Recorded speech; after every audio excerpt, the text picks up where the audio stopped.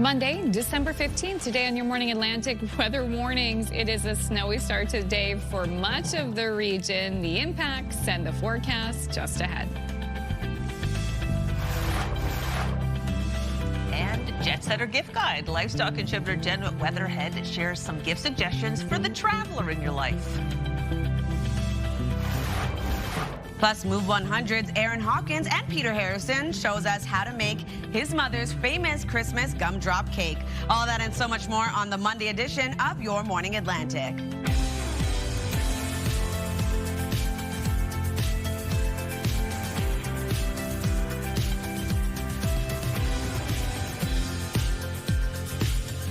Well, good morning. Come on in.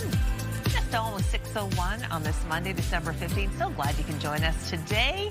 We got Amanda, we got Latavia, we got us all. We're all here. We made it in. Now, it wasn't easy. It's like we come in the middle of the night, basically, so there's no one else on the road, thank heaven, because I was slipping and sliding a little bit this morning. Yeah, me too. There was a hill I was going down, and I really tested my brakes, and I thought, this is the moment I have a little collision in the morning. Thankfully, nothing happened, and the brakes came in, but yeah, the roads were really dicey this morning, slick. I know, I have like new snow tires on too. They were Me doing the best they could. Same, yeah. But it was a little dodgy there for a minute. That's what we're definitely telling our viewers. Take your time out on your morning commute. Plows are out now for parts of the region, but at the same time, still going to be quite slick. Here's a live look at Port de Grave. It's quite dark and a bit wet starting off your day. We are expecting mixed precipitation for parts of Newfoundland today, but currently under watches and warnings as well as parts of Atlantic Canada today. So just keep that in mind when you are heading out. Bundle up and make sure to allot extra time out on your commute.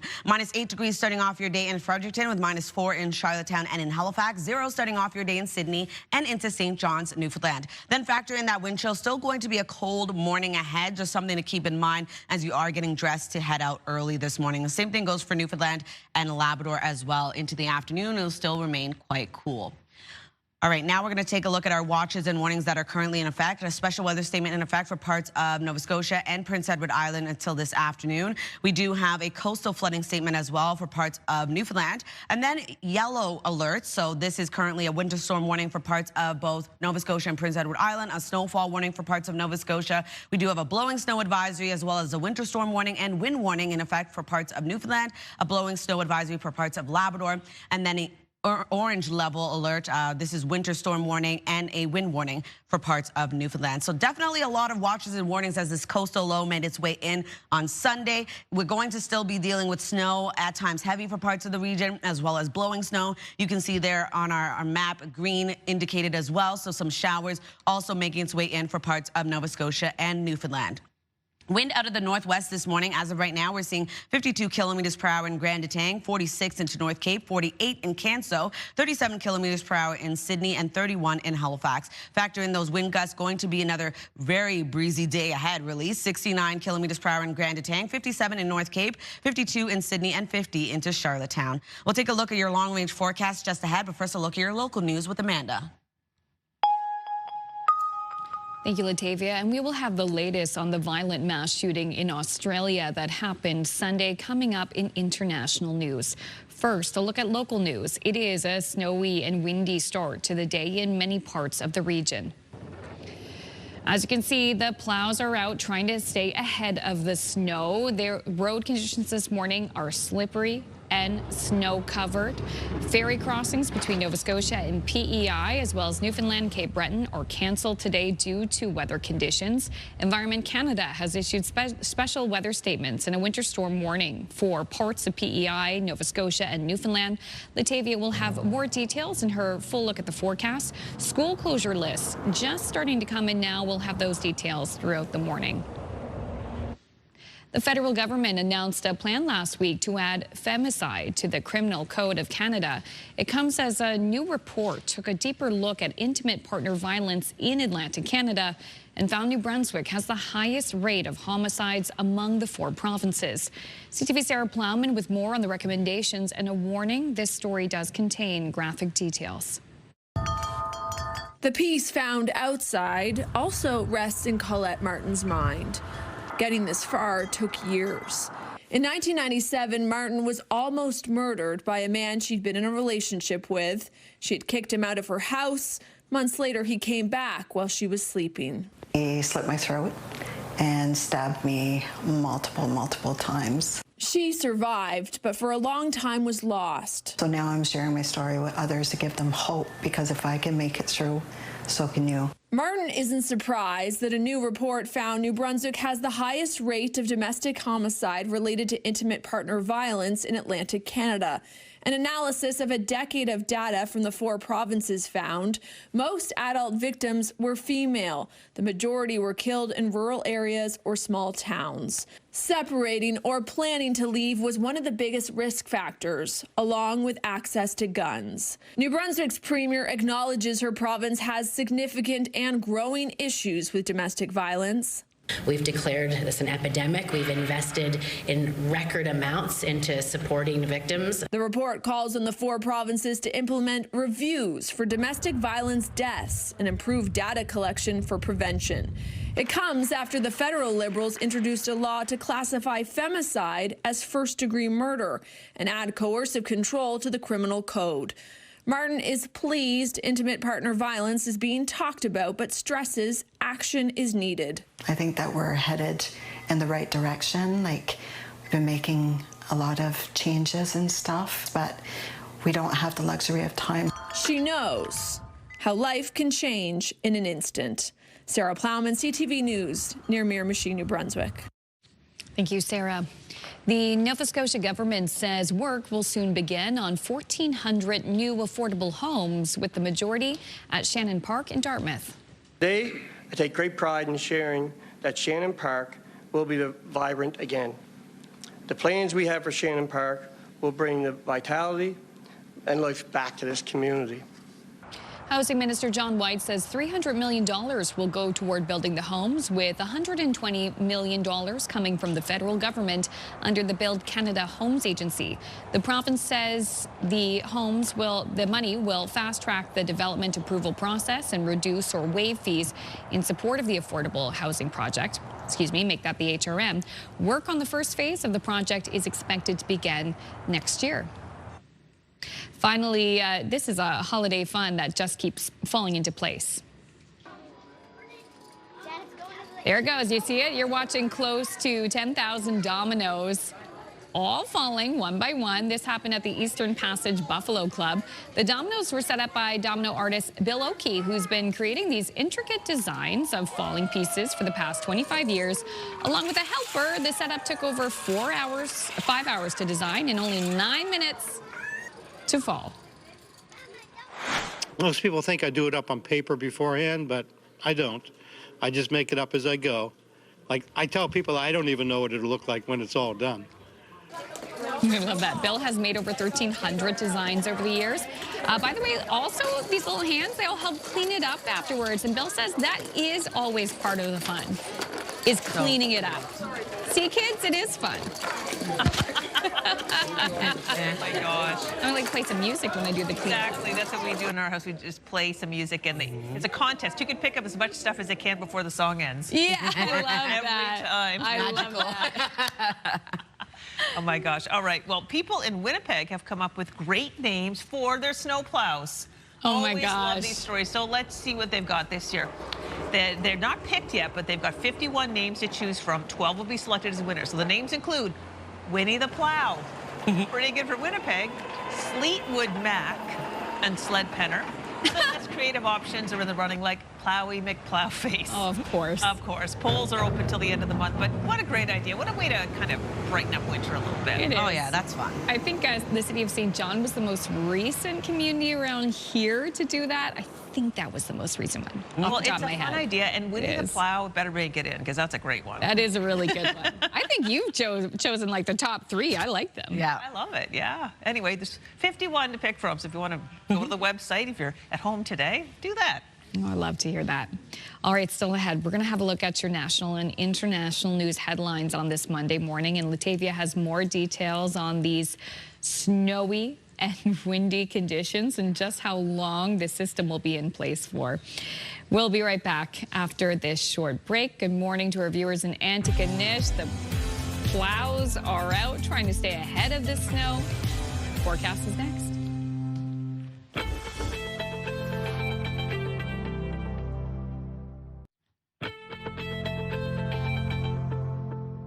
Good morning, Atlantic, Canada, and happy Monday. The time now is 6:12. We're taking a live look at Hampton. Quite a snowy start to your day. Keep that in mind when you are heading out. Road conditions could be quite slick. -7 degrees in your area, so it is cold early this morning across the region. Weather is brought to you by the Atlantic Lottery mobile app. You can see here a cold start to the day. Keep that in mind when you are heading out this morning. -8 degrees starting off your day in Fredericton, with -5 in both Charlottetown and Halifax, 0 in Sydney with -16 in Labrador City, and 0 into St. John's, Newfoundland. Now we're going to get over to the watches and warnings that are currently in effect. We do have a special weather statement in effect for parts of both Prince Edward Island and Nova Scotia. Until this afternoon, could be seeing snowfall between 10 to 15 centimeters. This is additional to what we've already received. A coastal flooding statement also in effect for parts of Newfoundland until Tuesday morning. We do have a winter storm warning in effect for parts of both Prince Edward Island yet again and Nova Scotia. Could see around 25 to 40 centimeters within these areas, and wind gusts between 70 to 90 kilometers per hour. A snowfall warning in effect for parts of Nova Scotia until tonight. Could see around 15 to 20 centimeters of snow accumulation. We do have a blowing snow advisory for parts of Newfoundland. Winter storm warning also in effect until Tuesday morning, and a wind warning also expected. Wind gusts could get up to 110 kilometers per hour. We do have a blowing snow advisory also in effect until tonight for parts of Labrador. And then we move over to the orange level alerts in effect. Winter storm warning in effect for parts of Newfoundland. Could see 70 to 130 kilometers per hour for wind gusts, and snowfall between 35 to 45 centimeters. And a wind warning also remains in effect. Here's a look at our forecast timeline. So this coastal low moved in on Sunday. It brought a heavy dumping of some snow across parts of the region. It's going to continue throughout the day today, but starting to see a little reprieve from that snowfall for parts of Nova Scotia. Into the afternoon, you can see here a bit of clearing, still dealing with a chance of some flurries for the southwestern region of the province. Other than that, we are going to still see snow, at times heavy, for parts of Prince Edward Island, and going to see that snow remain for parts of eastern Nova Scotia, Cape Breton, and the heaviest being over into parts of Newfoundland and Labrador, also seeing snowfall throughout the day, and we do have a bit of mixed precipitation for parts of Newfoundland as well. Into the evening, much of the same. We are going to start to see a bit of that flurry activity clear out for Prince Edward Island because it transitions over to flurries, and for Cape Breton Island, also going to deal with snow as we inch towards early Tuesday morning. If you're wondering about our totals for our snowfall, this is additional to what we've already received. As of right now, we are expecting an additional 1 to 5 centimeters for parts of Prince Edward Island and Nova Scotia, the heaviest being into Cape Breton at 15 to 30 centimeters of snow accumulation for North Mountain.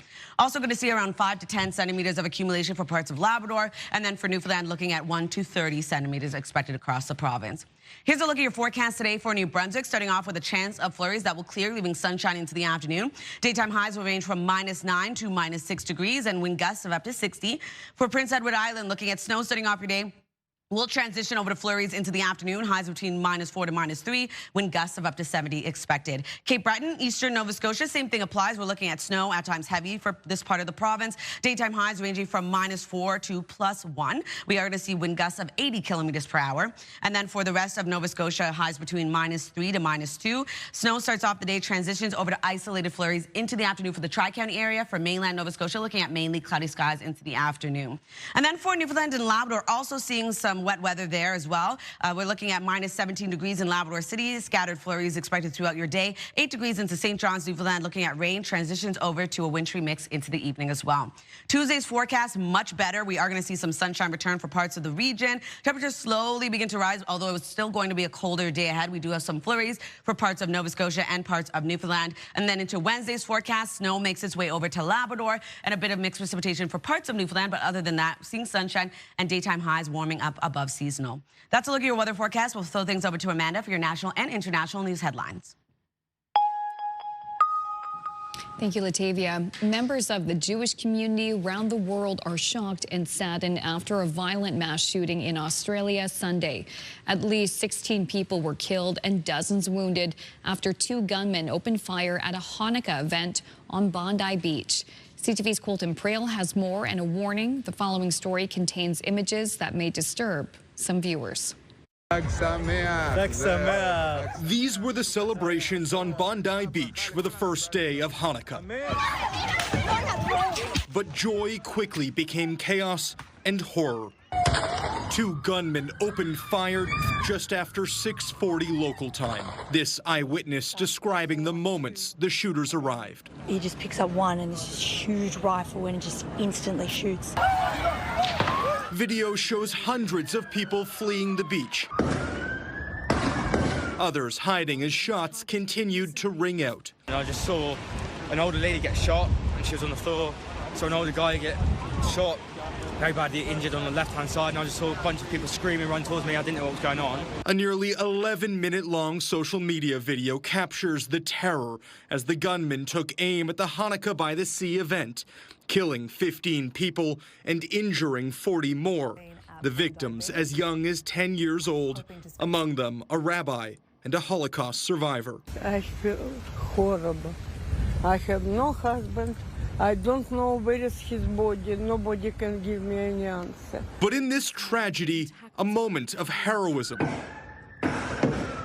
Oh! 9 News Australia reporting 43-year-old Ahmed El Ahmed is the man who wrestled a weapon from one of the gunmen before being shot twice in the hand and arm. His actions praised by Australian officials and his family. We hope he will be fine. He's a hero. 100% he's a hero. Australian Prime Minister Anthony Albanese condemning the attack as an act of anti-Semitic terrorism.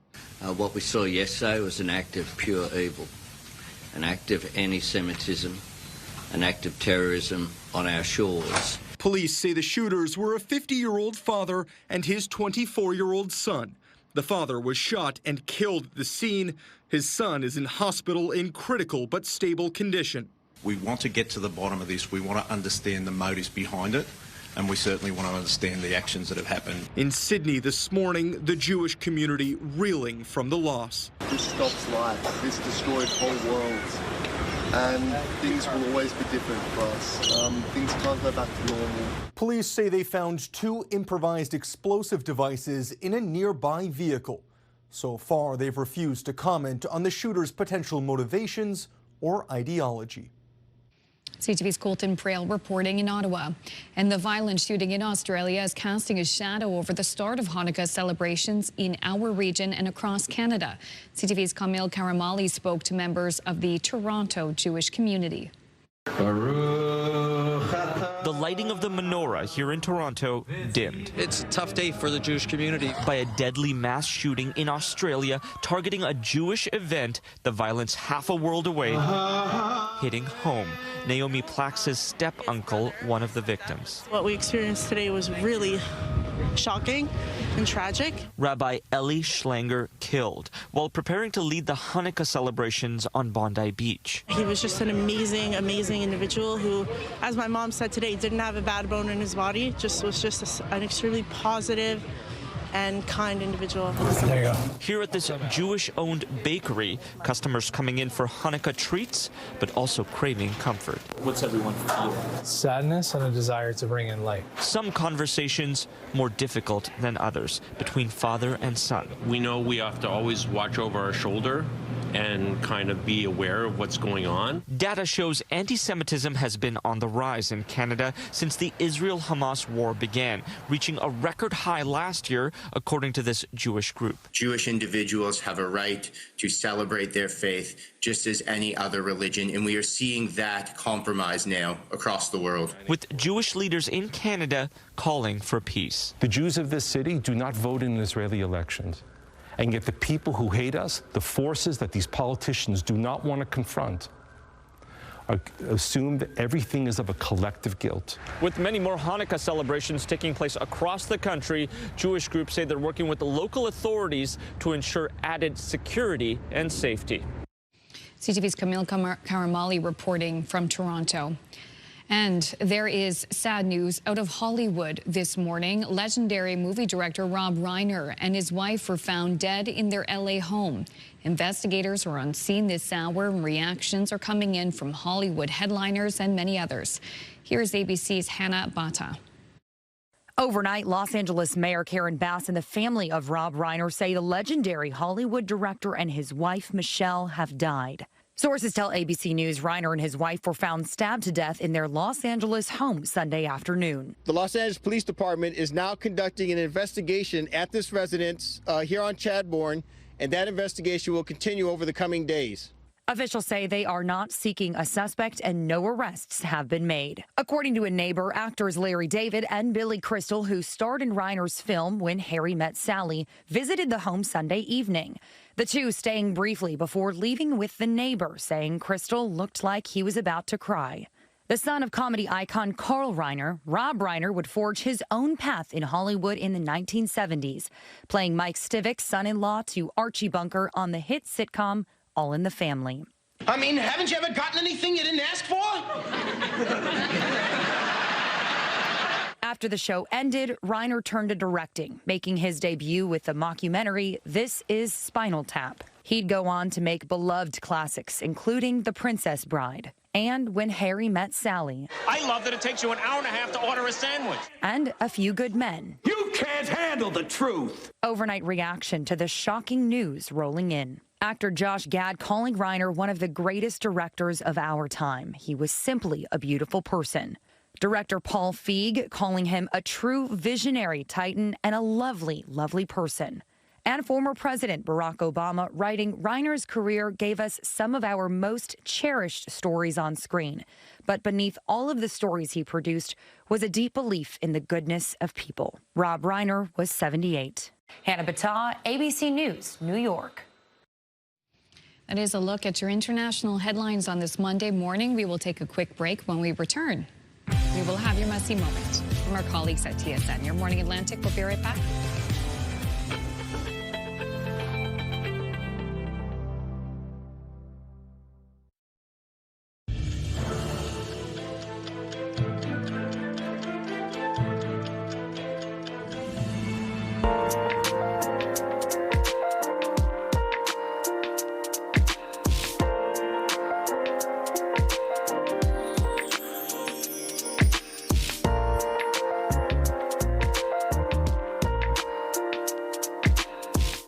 Well, thank heaven he cut the bottom out of that peach basket. Right?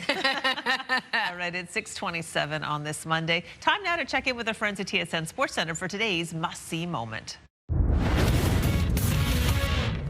Hello, Nikki Race with you from the Sports Center newsroom with your must-see moment from Sunday. For that, we'll head to Jacksonville. Jets and Jaguars second quarter. Brady Cook's pass is picked off by Montaric Brown, but you need to see this again. Brown lays out to make the grab and still manages to maintain possession. One of the best interceptions you'll see this season as Brown earns your must-see moment from Sunday. And tonight on TSN, we've got Tangerine Raptors basketball against the Heat. Plus, we've got the Monday night football game between the Dolphins and Steelers. The action begins at 6 p.m. Eastern across the TSN network. That's all from the SC Newsroom. Have a great day.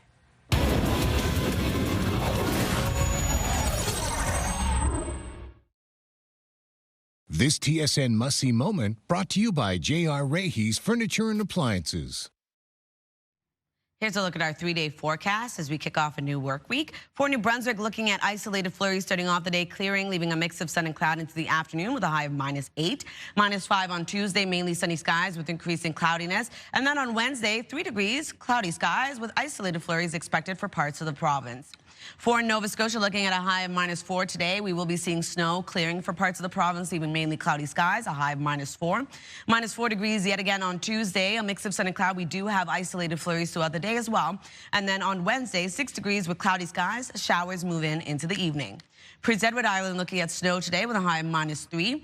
On Tuesday, -5 with mainly sunny skies. And then on Wednesday, 4 degrees, cloudy skies and evening showers.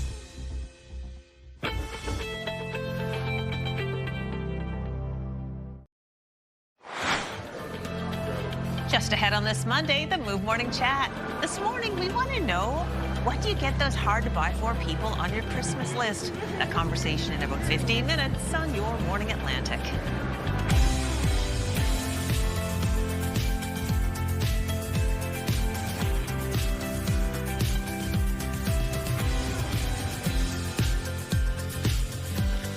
Good morning, Atlantic, Canada. Thank you for joining us on this Monday morning. It is 6:32.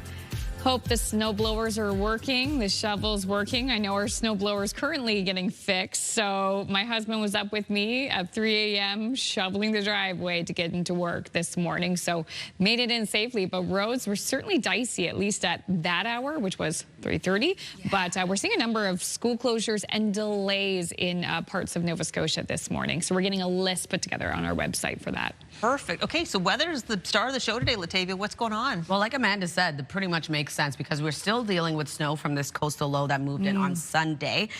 Good news is we will be seeing a clearing for parts of the region, but for now, just keep that in mind. A lot extra time out on your commute and dress warm. Here's a live look at Fredericton this morning. It is -8 degrees as you head outdoors. That's not even factoring in the wind chill, but it is going to be a cold day ahead, and we are going to see that weather persist for much of the region. -5 this morning in Charlottetown and in Halifax, 0 in Sydney and St. John's, Newfoundland. Here's a look at our wind chill for the Maritime region. It's going to feel quite cold starting off the day and then into the afternoon. Pretty much still going to feel quite cold, not really changing much. Same thing goes for Newfoundland and Labrador.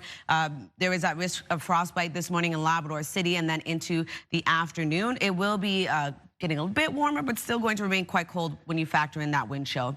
Here's a look at the special weather statements in effect for parts of Prince Edward Island and Nova Scotia until this afternoon. We'll be seeing additional snowfall expected today. A coastal flooding statement also in effect until Tuesday morning for parts of Newfoundland. We do have a yellow level winter storm warning in effect for PEI and Nova Scotia. Snowfall warning for parts of Nova Scotia, as well as a blowing snow advisory, winter storm warning, and wind warning across Newfoundland. A blowing snow advisory also in effect for parts of Labrador, and then an orange level winter storm warning in effect for parts of Newfoundland, a wind warning as well for parts of Newfoundland. Here's a look at our satellite and radar. Still seeing snow for much of the region. Blowing snow is also causing visibility issues for parts of the region. Snow at times heavy as well. We will be seeing clearing for parts of Nova Scotia into the afternoon, leaving mainly cloudy skies. Other than that, still going to be dealing with some snow for parts of Atlantic Canada. Here's a look at the current wind. It's going to be another gusty day ahead. As of right now, wind out of the northwest for the Maritimes. 52 kilometers per hour in Grand Etang, 57 in Canso, 46 in North Cape with 35 in Sydney, 33 in Halifax. Wind gusts getting up to 70 kilometers per hour right now in Canso, 69 in Grand Etang, 56 kilometers per hour in Sydney, 57 into North Cape. We'll have another look at your long-range forecast just ahead, but first a look at your local news with Amanda. Thank you, Latavia. Australia's Prime Minister says the government is prepared to take whatever action is necessary in the aftermath of Sunday's mass shooting in Sydney. At least 15 people were killed and 38 others were injured after 2 gunmen opened fire on people celebrating the Jewish holiday of Hanukkah at Bondi Beach. In a statement, Canada's Prime Minister Mark Carney denounced what he calls a horrific anti-Semitic terror attack and pledged to stand together with the Jewish people at a menorah lighting in Ottawa. This is about taking the light and spreading it today across our country and through generations, so that this is the last generation that has to struggle against hate. And we will have more on this in international news coming up at 7 o'clock. It is a snowy and windy start to the day in many parts of the region. Snow plows are out trying to stay ahead of the falling snow. Here is a look at slippery and snow-covered road condition in Elmsdale, Nova Scotia this morning. Ferry crossings between Nova Scotia and PEI, as well as Newfoundland and Cape Breton, are canceled today due to the weather. Environment Canada has issued special weather statements and winter storm warning for parts of Nova Scotia, PEI, and Newfoundland. And we're seeing a number of school closures and school delays starting to come in. We will have more details on our website. And Latavia will have more on the weather in her full forecast after our next break. The Nova Scotia government says work will soon begin on 1,400 new affordable homes, with the majority at Shannon Park in Dartmouth. Today, I take great pride in sharing that Shannon Park will be vibrant again. The plans we have for Shannon Park will bring the vitality and life back to this community. Housing Minister John White says $300 million will go toward building the homes, with $120 million coming from the federal government under the Build Canada Homes Agency. The province says the HRM will fast-track the development approval process and reduce or waive fees in support of the affordable housing project. Work on the first phase of the project is expected to begin next year. As winter sets in, thousands of people on PEI fear being left out in the cold when it comes to their cell service. Weak signals on key roads raising concerns about being stranded in an emergency when every minute matters. CTV's Maria Saru has more. Driving down some PEI roads, the cell signal starts to slip. In a worst-case scenario, that might make it hard to call for help. I do driving patrols at night. It's not so reliable when trying to call the emergency number, trying to call 911. I've had that concern once before, trying to dial 911 for a medical emergency. A recent cellular gap analysis across the island found more than 2,200 kilometers of road with no coverage inside vehicles. Another 800 kilometers plus with no coverage outside vehicles. But patchy service isn't just a problem for drivers. Nearly 7,000 civic addresses have no indoor coverage, and around 2,500 are dead zones outside. If you got stuck on a dirt road or something like this and you have to walk a mile or more to get service, it's pretty hard. I work from home, work in the basement, so sometimes just calls won't come through. I think it totally could be a safety risk. The provincial government says it's committed $3.4 million into the improvement of cellular services. The first phase involves purchasing micro towers, which are more compact, that can be installed atop publicly owned buildings. Experts say adding more cell towers is a good way to fill gaps. PEI is not that big. You can get good cellular coverage across the island with not that many microwave towers. It is practically possible to do. The province expects the micro towers will be installed later in 2026 with stronger signals along roads like this one and at homes across the province. Maria Sru, CTV News, Charlottetown. Thank you, Maria. And 2026 will be here before we know it. Oh, gosh, will it ever? Weeks away. Just days, really, yeah. Okay, Mexico City, all right? Well, this is cool. It's getting more colorful these days as the country showcases its international symbol of Christmas, the poinsettia. Growers work all year to make sure their flowers are blooming in time for Christmas, and in Mexico, they're called the Christmas Eve flower. They got the name poinsettia from former U.S. Ambassador to Mexico, Joel R. Poinsett, who once sent samples home to Philadelphia. They're, of course, now a worldwide sensation. That's the origin of poinsettia. Wow, I had no idea. Yeah, and I do, like, they're not just a Christmas flower. If you go to Mexico, I've been there, and they have them as hedges and stuff. They grow there all year round. Oh, beautiful. To bloom just in time for Christmas, that's what their goal is, yeah. I love them. So gorgeous. No, they named after a guy. No, I had no idea. An ambassador too, right? Yeah. Wow. That's why poinsettia doesn't have a T in it, because you're always like, why is there no T in poinsettia? And do you say poinsettia? No, I don't. I say poinsettia, but exactly. Yeah. It's spelled like that, but, you know. Yeah, I don't know why I was doing that. You're right. Oh no, I know. I do that too. I over enunciate it. I don't know. There's no T, and you don't say ia at the end. Okay, we're going to take a quick break here on Your Morning Atlantic. Latavia has the latest look on this snowy system and how long it will last for. But coming up next, it's the Move Morning Chat. And today we want to know, what do you get for those hard to buy for people on your Christmas list? We're going to share our tips, and we want to hear yours. That's coming up.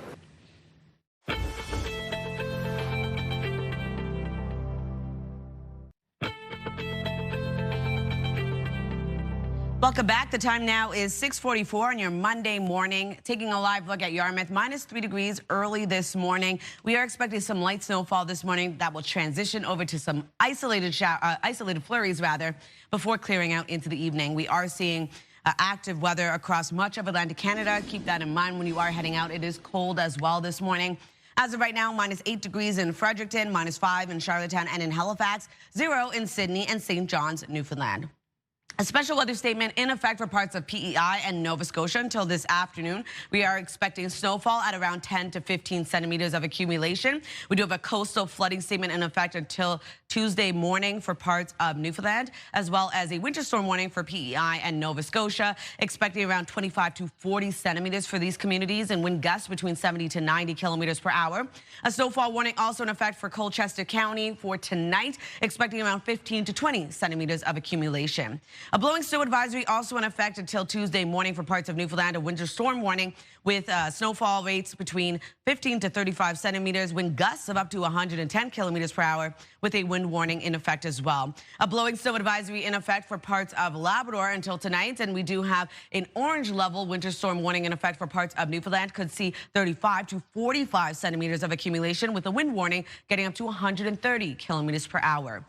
Here's a look at our forecast timeline. Seeing a chance of flurries for parts of Newfoundland early this morning, for New Brunswick rather. Early this morning, we are going to see snow, at times heavy, with blowing snow for parts of Atlantic Canada. And into the afternoon, we will be seeing a bit of clearing for parts of Nova Scotia, leaving mainly cloudy skies, but for the most part, still seeing active snow until this evening, starting to clear out a bit further for the Maritime region, but still remaining for parts of Prince Edward Island, eastern Nova Scotia, Cape Breton, and parts of Newfoundland and Labrador. Also seeing some mixed precipitation for parts of Newfoundland. Into early tomorrow morning, we are expecting a lot of that snow to start to clear out. If you're wondering about precipitation totals, though, in the form of snowfall, we are going to see around 1 to 5 centimeters of additional snowfall. This is additional to what we've already received for parts of Prince Edward Island and Nova Scotia, the heaviest being 15 to 30 centimeters for North Mountain. And then looking for Labrador, only seeing around 5 to 10 centimeters of accumulation, and the heaviest being around 15 to 30 for parts of Newfoundland. Here's a look at our forecast today for New Brunswick. Daytime highs will range from -9 to -6 degrees. Flurries start off your day clearing for parts of the province, leaving a mix of sun and cloud. Wind gusts of up to 60 kilometers per hour. For Prince Edward Island, looking at highs between -4 to -3 degrees. We are going to see snow, at times heavy, for parts of this province, and then clearing, leaving flurries, a chance of flurries at least into the afternoon. And then for Cape Breton, eastern Nova Scotia, looking at snow throughout your day as well. Daytime highs will range from -4 to 1 degree. We are going to see wind gusts getting up to 80 kilometers per hour. And then for the rest of Nova Scotia, snow clears out for mainland Nova Scotia, leaving mainly cloudy skies into the afternoon. For the Tri-County area, seeing isolated flurries expected into the afternoon. For Labrador, we are going to see -17 degrees as your daytime high. Scattered flurries expected throughout your day. 8 degrees for St. John's, Newfoundland, starting off with rain, transitions over to snow and or rain into the evening. Here's a look at our forecast for Tuesday. It's going to be another cold day ahead, but a bit warmer than we're seeing today. And we are going to see some isolated flurries return for parts of Nova Scotia, into parts of Newfoundland as well. And then into our forecast for Wednesday, sunshine returns for much of the Maritime region. We are going to see definitely a warmer day ahead. We are still going to see snow for parts of Labrador and a bit of mixed precipitation for parts of Newfoundland. That's a look at your weather forecast. We'll throw things over to the Move Morning Chat.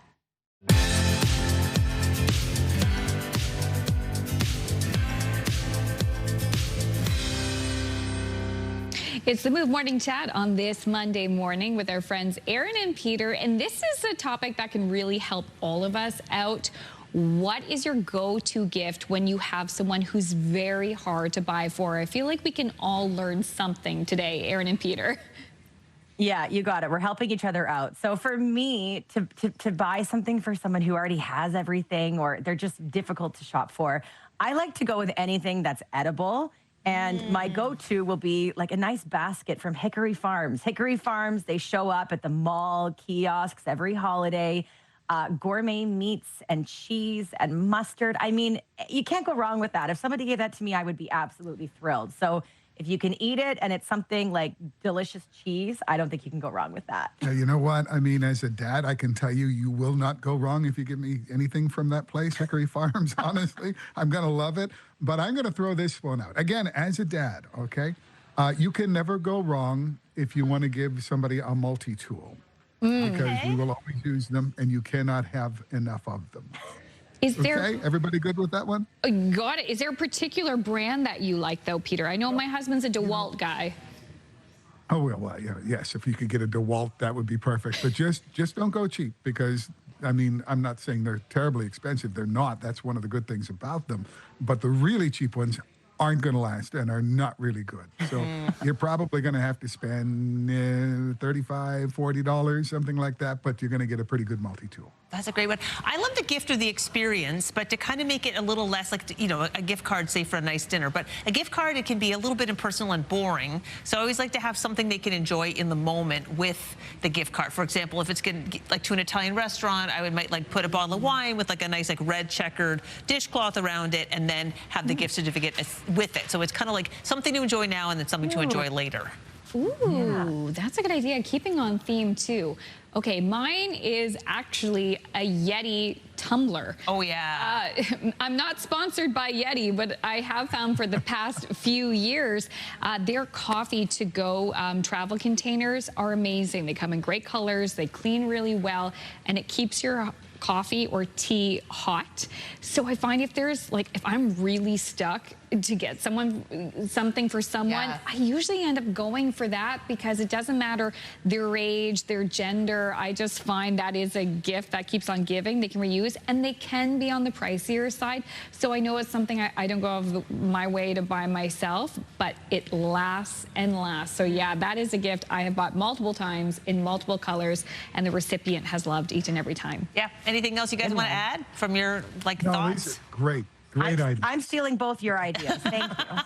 Yeah, Hickory Farms, I'm adding it to the list. So we're asking our viewers too at home, what is a gift that you get? Like, what's your go-to when you have someone who's on your list, who's hard to buy for? Send us your ideas. 10400 is the number, and we will share your answers later in the show.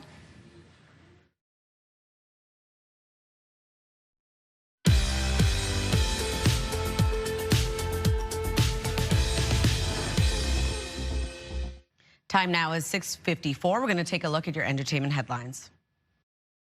This is a make or break assignment. Fail and I will split you up. Disney's Zootopia 2 has regained the top spot at the box office this weekend. The sequel, which follows Judy Hopps and her friend, the fox Nick Wilde, as they try to solve the biggest case of their careers, took in more than $26 million domestically. According to studio estimates, the Walt Disney animated sequel became the year's second film to cross $1 billion worldwide. The supernatural horror film Five Nights at Freddy's 2 came in second with more than $15 million, and Universal Pictures' Wicked for Good took third. Amy Schumer says she and her husband have decided to end their marriage. The 44-year-old actress made the announcement on social media Friday. Schumer and Fisher married in 2018 and share a son together.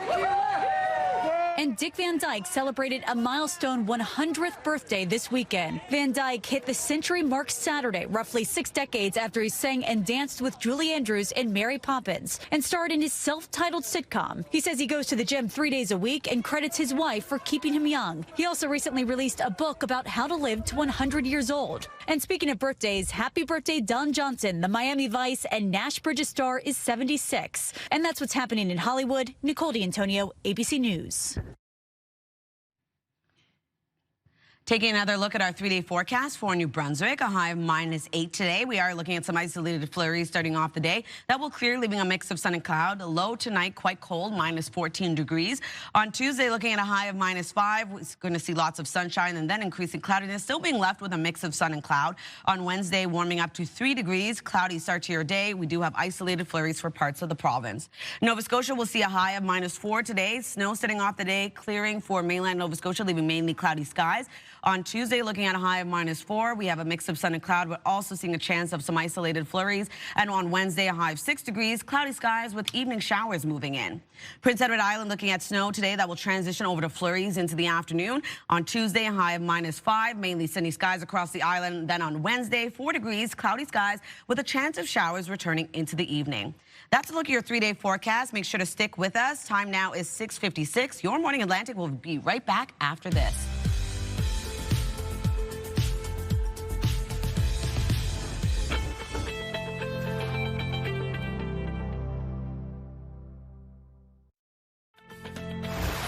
It's Monday, December 15th. Today on Your Morning Atlantic weather warnings, it is a snowy start to the day for much of the region. We'll have more on the impacts on schools and the forecast just ahead.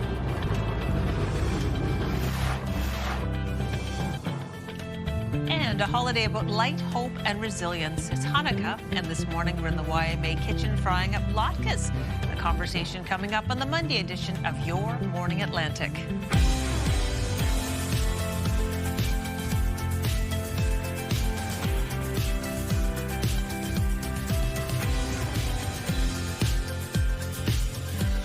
Happy Monday, Atlantic Canada. The time now is 7 o'clock, December 15th. What are we, like 10 days away from Christmas? Yeah. Wild. 6 days till the winter solstice, which is this coming Sunday at 11 a.m. Imagine already getting winter storms. Look at that. Oh, yeah. And the first full day of Hanukkah, too. And coming up in just about 15 minutes, we'll be making latkes, too, in the Your Morning Atlantic kitchen. Yeah. Oh, gosh, we have a busy morning ahead. Weather is center stage today. Yeah. Let's hear the latest, Latavia. Well, definitely impacting commutes early this morning. We're seeing snow for much of Atlantic Canada, and we are seeing as well blowing snow, so visibility could be an issue for parts of the region. But we will be seeing this system slowly clear out, starting off into parts of mainland Nova Scotia into the afternoon, and as well as across New Brunswick. Here's a live look at McAdam. I'm not really seeing much early this morning. It is cold, though. Keep that in mind when you are heading out, and some commutes will be quite slick as we are seeing road conditions wet, snowy, and we are seeing plows out currently trying to clear it all, but it still remains in parts of the region, so keep that in mind. As of right now, it is minus 10 degrees in Edmonton. Early this morning, minus 9 in Bathurst, minus 8 in Fredericton, minus 5 degrees in Charlottetown and in Halifax, minus 3 in Yarmouth, 0 into Sydney and St. John's, Newfoundland. Factor in that wind chill, feeling a lot colder, specifically across parts of New Brunswick, but for other areas, still going to feel colder than our current temperatures. And this continues into the afternoon for the Maritime region. And same thing goes for Newfoundland and Labrador. We are going to see a risk of frostbite for Labrador City with that wind chill sitting at minus 28. And it's going to remain cold throughout our day today, not warming up until Tuesday's forecast. So in terms of our watches and warnings, we do still have a special weather statement in effect for PEI and Nova Scotia until this afternoon, expecting additional snowfall between 10 to 15 centimeters. Coastal flooding statement also in effect for parts of Newfoundland until Tuesday morning. We do have a winter storm warning in effect for PEI and parts of Nova Scotia as well until this evening. A snowfall warning in effect for parts of Nova Scotia could see up to 20 centimeters of snow accumulation. And a blowing snow advisory in effect for parts of Newfoundland, a winter storm warning and a wind warning, as well as a blowing snow advisory for parts of Labrador until later tonight. And then we do have orange level alerts in effect, a winter storm warning for parts of Newfoundland, as well as a wind warning. Here's a look at this current system we're dealing with. A coastal low moved in on Sunday night, and it is bringing some snow across much of the region, a bit of mixed precipitation for parts of Newfoundland. And then into this afternoon, starting to see a bit of clearing from the Maritimes. But in terms of the wind, going to remain quite strong today, 52 kilometers per hour for sustained wind in Grand Etang, 48 in Sydney, up to 70 kilometers per hour in Canso, 69 in Grand Etang, 57 in North Cape. We'll take another look at your weather coming up, but first a look at your local news with Amanda. Thank you so much, Latavia. And that's where we begin. It is a snowy and windy start to the day in many parts of Atlantic Canada. Snow plows are out, trying to stay ahead of the falling snow. We do have a look at slippery and snow-covered road conditions in Elmsdale, Nova Scotia this morning. Those visuals coming in just a moment. Now, there are some school cancellations and delays in Nova Scotia and Prince Edward Island due to the weather. You can find more details on our website, ctvnewsatlantic.ca. Ferry crossings between Nova Scotia and PEI, as well as Newfoundland and Cape Breton, are canceled today due to the weather. Environment Canada has issued special weather statements and winter storm warnings for parts of Nova Scotia, PEI, and Newfoundland. Latavia will have more details on this weather system and how long it will last for in her full forecast. That is after our next break.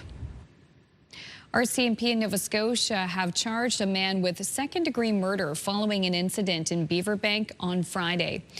The Halifax detachment of the RCMP responded with the EHS to an assault reported at a residence in the 2400 block of Beaverbank Road around 8 p.m. Friday.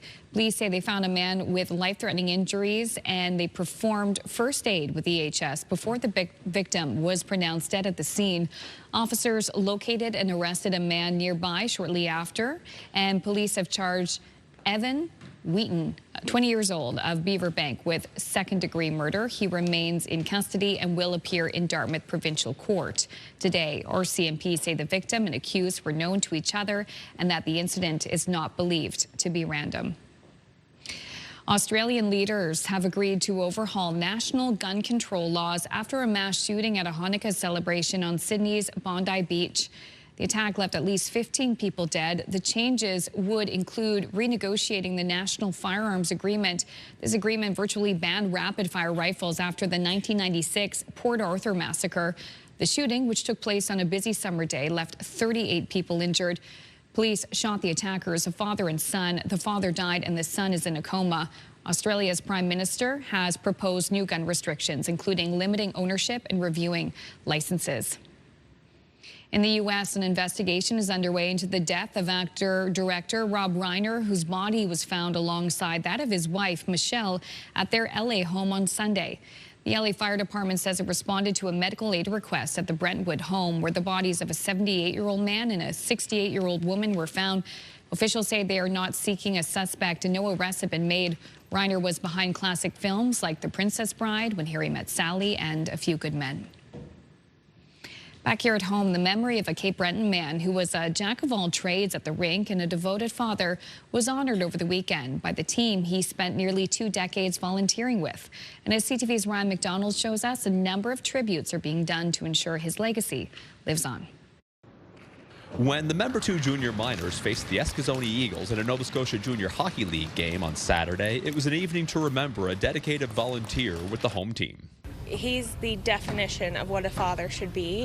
Greg Myich spent 18 years doing a little bit of everything for the Junior B team, but he was best known as the play-by-play announcer on live streams of the team's games. Still as the puck comes in and he scores! What a goal! That is the goal of the year!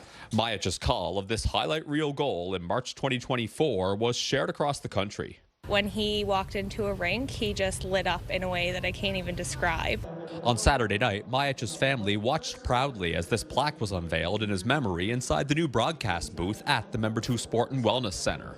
He loved this team, and he just, he had this special way about him, and we miss him so much, and this is such a special night for all of us. Myich passed away in June 2024 at age 59. Along with the plaque dedication, the league will hand out an annual bursary in Myich's name to a player on one of its 3 Cape Breton-based teams. They have also created the Greg Myich Memorial Cup, which the junior minors, Eskasoni Eagles, and Straight Pirates will compete for each season.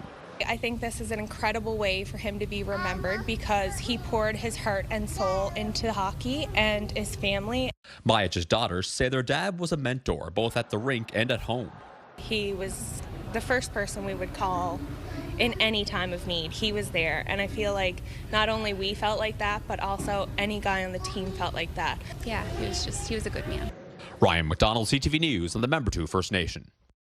Thank you, Ryan. What a beautiful tribute as well. Okay, let's shift gears. It's 7:08 on this Monday morning. I wanted to take you for a special meal in Ottawa in a unique venue. You've never eaten here before, I know for a fact, okay? You can enjoy a meal down at the beach in a real Swiss Alps-inspired gondola. Now, they've been repurposed for diners at the Grand Pizzaria Westboro Beach. They're so popular, it's recommended visitors book ahead online. Each gondola seats 4. Pets are welcome. Let's just check it out for a second. These are really, really neat. So there you can have there's pizza is their most famous dish, but you can order whatever the heck you want on the menu and have it served in these little heated gondolas. Isn't that fun? That's so cool. Adorable. I love that idea. I do too. So that's in the Ottawa area. Oh my gosh. Check it out this winter. I hope there's an entrepreneur around here who's looking at that thinking, right? I Love it, yeah. Oh my gosh, especially with the fresh snow that we have down Latavia. We'll have another full look at the forecast on this Monday morning, and also we'll have more in your international news headlines still ahead this half hour. So we're going to take a quick break right now. We'll be right back right after this.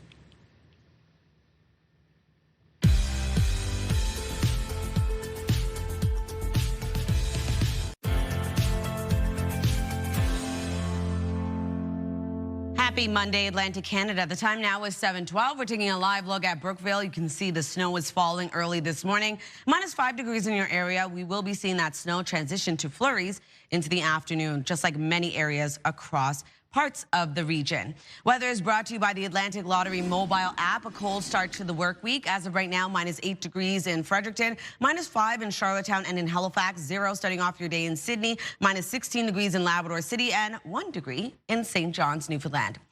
We do still have a special weather statement in effect for parts of PEI and Nova Scotia until this afternoon. Could see snowfall at around 10 to 15 centimeters. Also have a coastal flooding statement in effect for parts of Newfoundland until Tuesday morning. And then the winter storm warning in effect for parts of both Prince Edward Island and Nova Scotia until this evening. Could see snowfall at around 25 to 40 centimeters and wind gusts between 70 to 90 kilometers per hour. A snowfall warning also in effect for Colchester County until tonight. Could see up to 20 centimeters of accumulation. And then we have a blowing snow advisory for parts of Newfoundland, a winter storm warning. Seeing snowfall between 15 to 35 centimeters, wind gusts of up to 110 kilometers per hour, and a wind warning as well. A blowing snow advisory for parts of Labrador until tonight, with a orange level winter storm warning in effect for parts of Newfoundland until Tuesday morning. Could see up to 45 centimeters of snowfall and wind gusts of up to 130 kilometers per hour. Here's a look at our current forecast timeline. We are still seeing snow for parts of Atlantic Canada, at times heavy for parts of the region, as well as some blowing snow. So keep that in mind when you are heading out. A lot extra time out on your commute. We will be seeing isolated flurries across New Brunswick starting to clear out into the afternoon, leaving a mix of sun and cloud for parts of the province, as well as mainly cloudy skies expected for mainland Nova Scotia into the afternoon. Other than that, still going to see snow transition over to flurries for parts of Prince Edward Island, parts of Nova Scotia, the heaviest being into parts of Cape Breton Island and Newfoundland, seeing mixed precipitation, looking at periods of rain and or snow for parts of Newfoundland, as well as snow remaining for parts of Labrador. Into the evening, much of the same. We'll start to see that snow really begin to clear out of parts of the Maritime region into early Tuesday morning.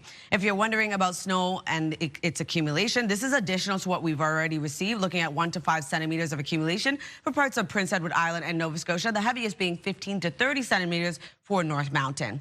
Only around 5 to 10 centimeters for parts of Labrador, and for Newfoundland, looking at around 15 to 30 centimeters as well. Here's a look at our forecast for New Brunswick. Daytime highs will range from -9 to -6 degrees. Flurries starting off your day, clearing for parts of the province, leaving a mix of sun and cloud, wind gusts of 60 kilometers per hour.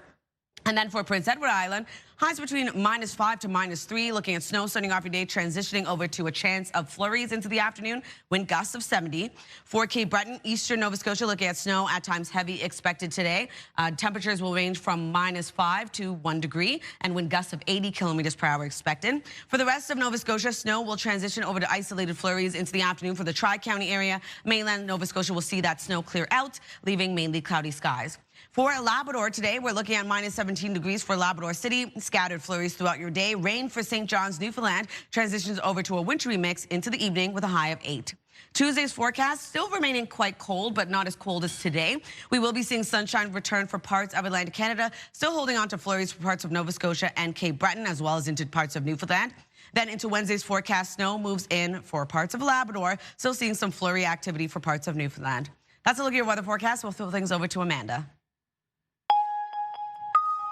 Thank you, Latavia. Members of the Jewish community around the world are shocked and saddened after a violent mass shooting in Australia Sunday. At least 16 people were killed and dozens wounded after 2 gunmen who opened fire at a Hanukkah event on Bondi Beach. CTV's Colton Prale has more and a warning. The following story contains images that may disturb some viewers. These were the celebrations on Bondi Beach for the first day of Hanukkah.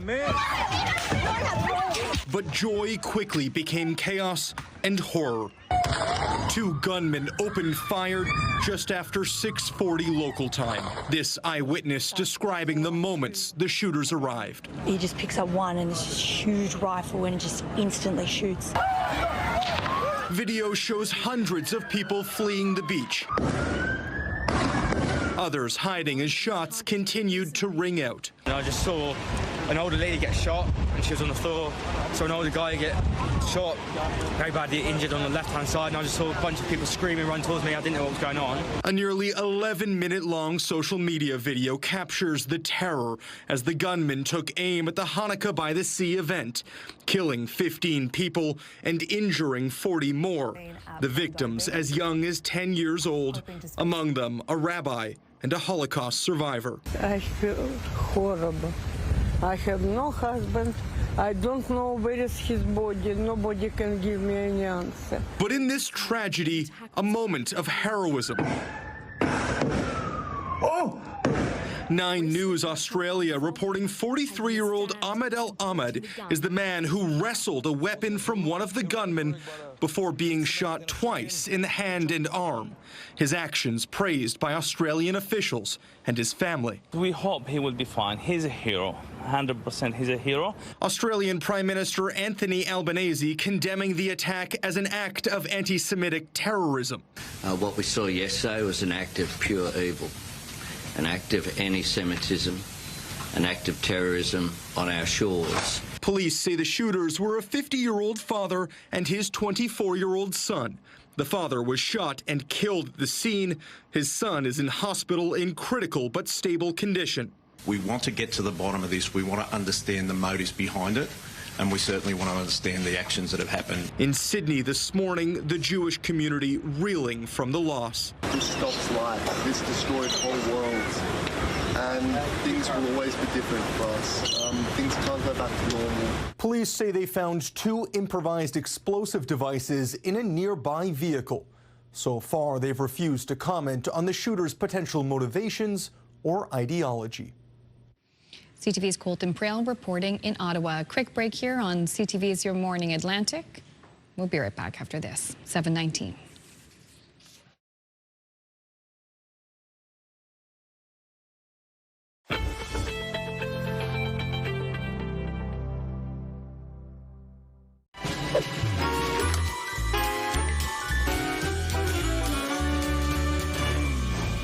Welcome back. It's 7:22, and it's the first full day of Hanukkah, which officially began at sundown yesterday and runs for 8 nights. The Jewish holiday includes foods that feature oil as a prominent ingredient, like potato pancakes known as latkes. Cooking with us this morning is Joanna Wexler, president of the Shar Shalom congregation in Halifax, the largest synagogue in Atlantic Canada. Good morning, Joanna. Good morning. So let's begin making potato pancakes latkes. But before we do, I wanted to really just talk about something important, that we're so saddened to hear about the news of the violent attack in Australia. And I don't think we can begin without marking that. How are you and your friends and family in the Jewish community here responding to that? I mean, I think we're, first of all, thank you for mentioning it. And I think we're a little bit devastated. I mean, it's a shocking thing. And it's also, in a way, we're not shocked. And that's maybe the worst of it. Mm-hmm. You know, it's funny, like when we think about Hanukkah, we really think about reclaiming light from the darkness. And to me, this is such an important metaphor in a moment like this, in an event like this, when you see so much darkness. And you have to say to yourself, how can you be the light, right? Yes. How can you stand up against this kind of discrimination? So I would say, like, that message to Jewish Canadians here who are feeling this so strongly is to be the light. Like, it's important that we're there for each other. And for non-Jewish Canadians, how can you stand up and say this kind of racism and discrimination is not tolerable, not here, not anywhere? Well, the symbolism of light and darkness, I mean, that could not be more important in the time in history that we're in now than ever before. So thank you for sharing those thoughts, and we are deeply saddened by that news. Now, Hanukkah continues. This was the first full day, and I know that the potato latkes are something that you would cook in your own family. What's the significance of this recipe for you? I see you brought this awesome old recipe. I also brought latkes that I made last night for my family, just in case we don't finish. Yeah. So it's representative of the oil. So there's sort of a miracle around it. And I actually think we should get cooking. Let's get cooking, and then you can explain. And I will explain why. So all of these ingredients are out here. It's a very simple recipe. But I'm going to invite you to get a little dirty. So I'm going to, first of all, there's 2 eggs. Because of, so Jews keep kosher, which is a specific dietary requirement. Part of that is actually that we don't eat any blood. Oh. So when we have eggs in a recipe, we put them in glass so we can check if there's a blood spot in the egg. Wow. If there's a blood spot in the egg, it's not kosher. Okay. So you can pop those eggs right in here. Okay, there we go. These are perfect. Yep, these eggs. That's it. I did not know that about eggs. Wow. Yeah. Okay. And then we have 1/3 cup of flour. Right in there? Yep, let's pop it right in.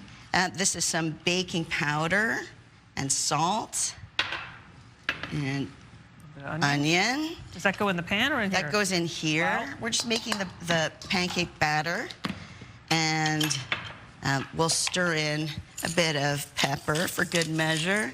Now, I have pre-grated, but what you do is you can just pop that in. And you grate the potatoes on a box grater or something, yeah. Yeah, you could do it in a food processor, Sure. but I seem to feel like this is the real deal. Yeah. And then I actually soak so that, I don't know if you can see it from here, but I soak it in water to take out the starch so that it keeps from getting brown. And if you can mix that, I'm going to turn this up. It does come together quite quickly. Yeah. I guess if you have a food processor especially. Oh, for sure. For sure. It's a few minutes. Stir it up as fast as I can, Joanna. No, I think let's talk a little bit about the Hanukkah traditions. First of all, I know this from my daughter's roommate, Olivia, that Hanukkah isn't a huge holiday in the Jewish tradition. It's a minor holiday. Okay. It's a minor holiday. Our major holidays actually happen around the Jewish New Year in September. Okay. So Rosh Hashanah, Yom Kippur. That is perfect. You are maybe a professional latke maker. I don't know if you knew this about yourself. I did not.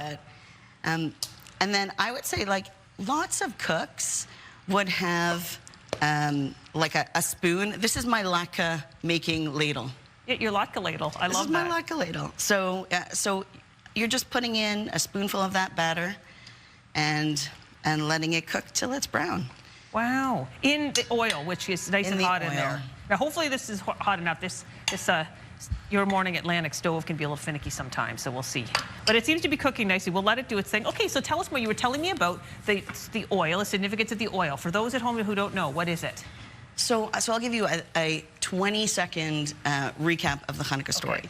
So Hanukkah happens 2,200 years ago in ancient Jerusalem. So this is ancient Judea. The Greek Empire is the occupying power of this area.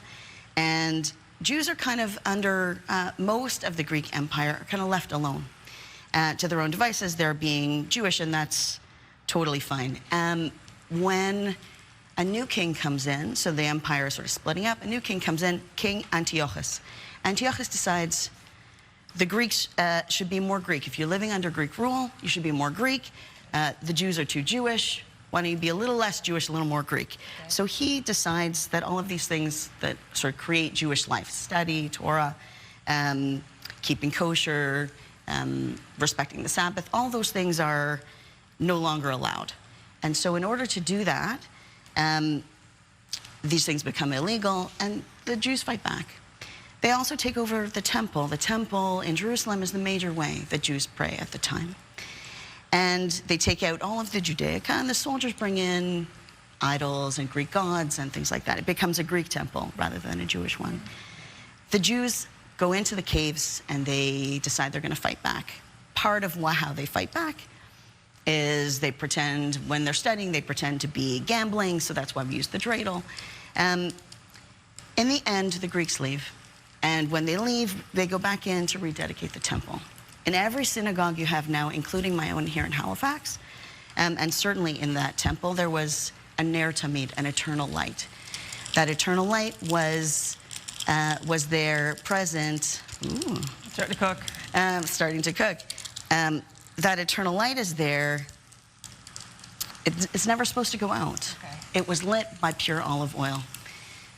It takes 8 days to make that pure olive oil. When they go back, that's the process, and everybody knows it. So when they go back in after the Greeks leave, they decide they're going to relight the first thing. They want to rededicate the temple, rededicate themselves to this Jewish life.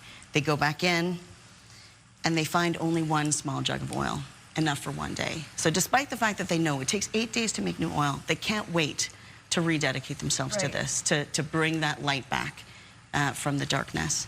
They light it, and instead of going out after one day, it lasts for 8 days. So that's why Hanukkah is 8 days, and they never had to relight the menorah. They were just able to come back in with. Wow, miraculous! That's the miracle of Hanukkah. The miracle of Hanukkah. It never explained so well as you just did it there, Joanna. Thank you so much. All right, we have to take a break right now. We'll have to try these when we come back. Okay. But it's 7:30. We will continue to cook these latkes and be back with our show right after this.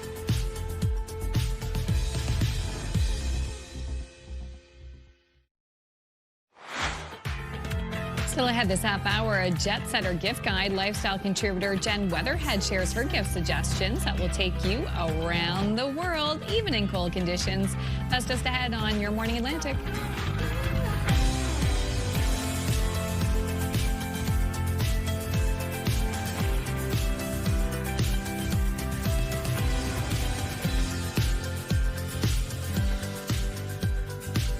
Welcome back, 7:35 on this Monday morning. And yeah, I still got my apron on because I'm going to go over and try the latkes in a second.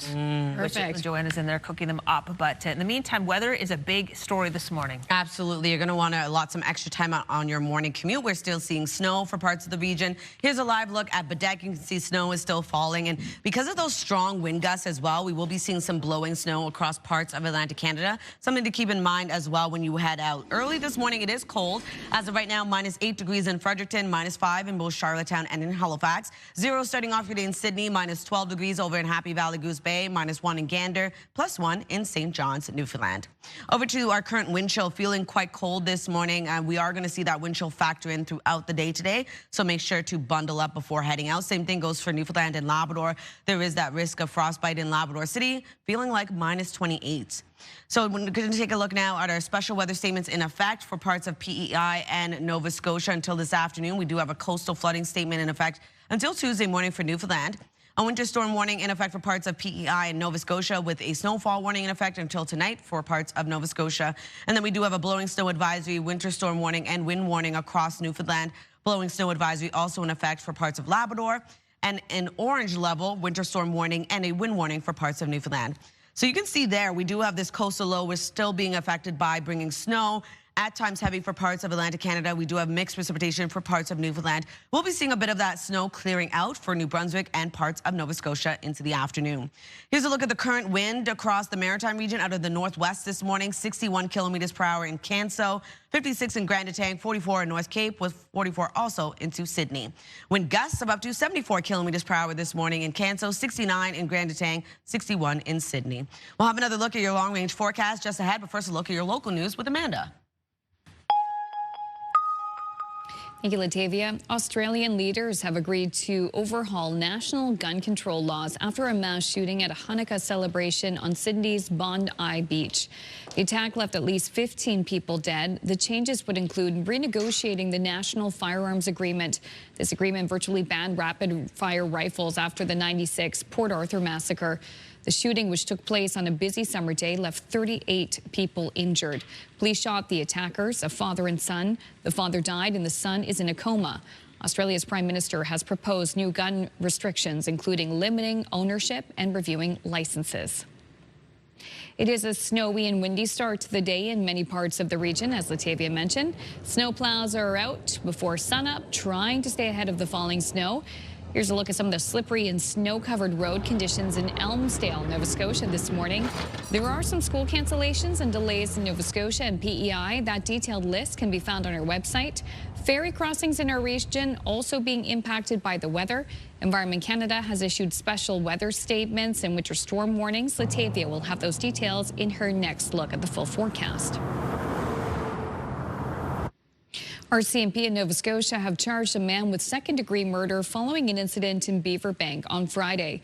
Emergency officials responded to a reported assault at a home in the 2400 block of Beaverbank Road around 8 p.m. Friday. Police say they found a man with life-threatening injuries and performed first aid with EHS before the victim was pronounced dead at the scene. Officers located and arrested a man nearby shortly after. 20-year-old Evan Wheaton of Beaverbank has been charged with second-degree murder. He remains in custody and will appear in Dartmouth Provincial Court today. Police say the victim and accused were known to each other and that the incident is not believed to be random. Finally, the Nova Scotia government says work will soon begin on 1,400 new affordable homes, with the majority at Shannon Park in Dartmouth. Today, I take great pride in sharing that Shannon Park will be vibrant again. The plans we have for Shannon Park will bring the vitality and life back to this community. Housing Minister John White says $300 million will go toward building the homes, with $120 million coming from the federal government under the Build Canada Homes Agency. The province says the HRM will fast-track the development approval process and reduce or waive fees in support of the affordable housing project. Work on the first phase is expected to begin next year. That is a look at your local news headlines. Now it's back to the kitchen with Crystal and Joanna. Thanks so much, Amanda. And we've got plenty for you as well, Amanda. So, Joanna, we finally get to try. This is my first latke. I never had one before. That's amazing. Yeah, and I love potatoes, so I know I'm going to like it. Okay, so let's serve it up. Let's serve it up. Yay. You did a great job, by the way. Thank you. I think you did a great job. It was my pleasure to play a small role. So I love that this is a traditional Hanukkah food. I was asking you tons of questions, as I do in the break, but you'd eat this about 3 times. Your family would have this 3 times over the 8 days? I mean, it sort of depends on how many people invite you to dinner. Okay. You know, that kind of thing, because everyone's going to serve you latkes on Hanukkah. And then we eat them with applesauce or sour cream, or both, and it's interesting because we talked a little bit about kosher with the eggs. Yeah. And actually, this is also has to do with kosher because we don't mix milk and meat.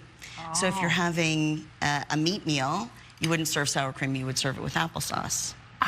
And if you, so I often actually will serve it with fish because I love the sour cream with my latkes. Okay, that is delightful. Yay. I love it. Thank you so much. Okay, I'm gonna try it with the applesauce too. Yeah, all right, now you light with your family. You light the candles every night. Yeah. Tell us about your family's tradition of singing. I love that. So I come from a family of singers. So we always light the candles. There's 3 blessings on the first night and then 2 blessings. The first blessing is to literally light the candle. Yeah. The second is a beautiful, actually, prayer that it says, "Ve'as anisim levotenu ve'bazman ha'hem," that you made miracles for our ancestors, but also for us. So it sort of keeps it very present in the moment that, like, we are intentional in the space. And then we light the candles, and then we usually sing a bunch of songs together. Now, lots of families do this, but for sure mine does it whenever we light. Yeah. And then I just sit in the dark and watch the candles burn down. Well, that sounds like an incredible tradition and such a great reminder, too, that Hanukkah is bringing light into the darkness. Thank you so much for visiting us today, Joanna. Thank you for having me. And these latkes are delicious. Oh, I'm so glad. All right, girls, there's some more info. We'll have them during the break. We'll take a quick break. We'll be right back after this. But yeah, these are good.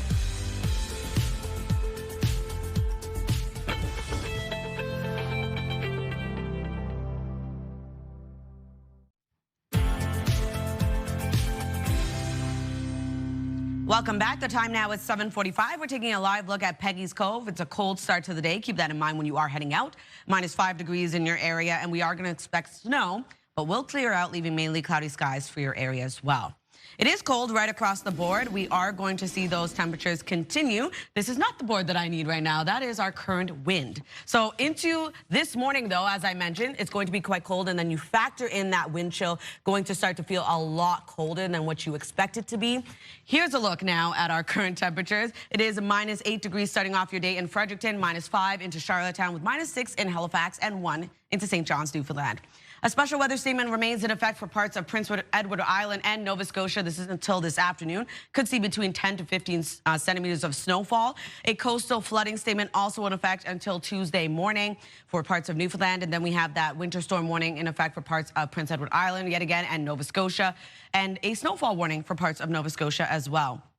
And then for Newfoundland, a blowing snow advisory until Tuesday morning. Winter storm warning could see around 15 to 35 centimeters of snow accumulation, wind gusts of up to 110 kilometers per hour. And a blowing snow advisory also in effect until tonight for parts of Labrador. Then orange level alerts in effect for Newfoundland, winter storm warning and a wind warning, wind gusts of up to 130 kilometers per hour expected. Here's a look at our forecast timeline. We do have that coastal low that moved in on Sunday, bringing snow, at times heavy for parts of Atlantic Canada, blowing snow as well. We do have a bit of mixed precipitation expected for parts of Newfoundland. And then into the afternoon, we're going to see clearing, leaving sunny breaks for parts of New Brunswick and mainly cloudy skies for mainland Nova Scotia. Other than that, still seeing that snowfall and flurry activity persist. persist as we enter into this evening, into early Tuesday morning, still holding on to a bit of snow for parts of Prince Edward Island and Cape Breton. If you're wondering about snowfall totals, only seeing around 1 to 5 centimeters of snowfall for parts of Prince Edward Island and Nova Scotia. The heaviest being into Cape Breton at around 15 to 30 centimeters for North Mountain. And then for Labrador, around 5 to 10 centimeters expected, and the heaviest being 15 to 30 for parts of Newfoundland. Here's a look at our forecast today for New Brunswick. Flurries start off the day that will clear, leaving sunshine into the afternoon. Daytime highs will range from -9 to -6 degrees and wind gusts of up to 60 kilometers per hour. Prince Edward Island dealing with highs between -5 to -3 degrees. Snow starts off the day. We'll transition over to a chance of flurries into the afternoon. Wind gusts of 70 kilometers per hour. For Cape Breton, eastern Nova Scotia, expecting snow throughout your day today. Wind gusts of up to 80 and daytime highs will range from -5 to 1 degree. For the rest of Nova Scotia, snow starts off the day as well. That will clear into the Tri-County area, leaving chance of flurries. For mainland Nova Scotia, will clear out, leaving mainly cloudy skies, wind gusts of 60. For Labrador City, a high of -17 degrees today, scattered flurries throughout your day. Rain expected for St. John's, Newfoundland, with a high of 8. And then into the evening, expecting snow and or rain.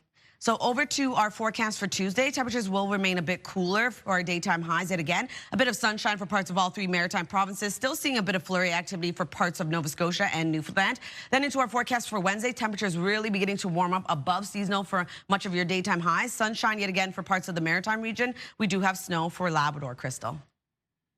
Thank you very much, Tavia. It is now 7:48. Now, do you have a jet setter on your list this year? Or maybe you want to gift yourself items and make your travels more exciting and less stressful.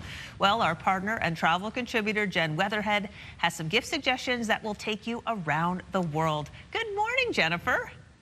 Yeah, good morning. Thanks for having me. Oh, always a pleasure to have you here. Tell us a little bit more. I think you have a gift, first of all, so for people who will be traveling over the holidays or afterwards. I'm all ears. Yeah, so I'm talking about giving the gift of a road trip or driving a car. Let's just say that someone has been wanting to drive. So Turo is the world's largest car sharing marketplace. It's kind of like the Airbnb of cars. So you don't have to worry about going to a rental car company and waiting in line, and you get to pick the make and model that you actually want. So say you have someone on your list who wants to drive a sports car or a luxury car, or you're doing a ski vacation and you need a ski rack or some extra space. You can find those cars on Turo.com or on their app. And again, you don't have to worry about picking up and dropping off at a car rental agency. They will actually bring the car to you and you decide on the pickup and drop off point as well. So makes it super easy and a fun way to give a gift of, driving a sports car if you want to. Yeah, you make a great point there for sure. Okay, let's recommend you a gift now for somebody who wants a nice winter escape. Yes, so it is winter. Let's embrace it. But let's go to a part of Canada where they really embrace it, and that's Montreal. I think it's the perfect winter getaway. It's accessible, it's magical. You have direct flights to Montreal. You can drive your Turo car if you want to. We have trains as well.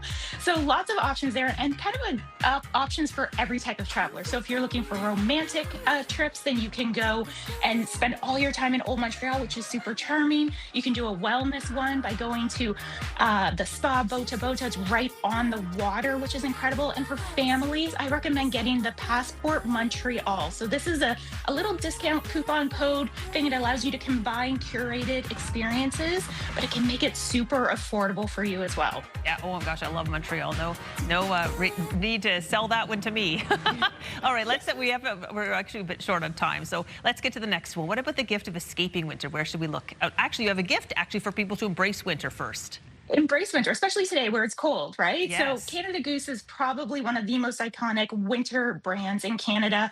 If you go to canadagoose.com, they have a ton of great gift ideas.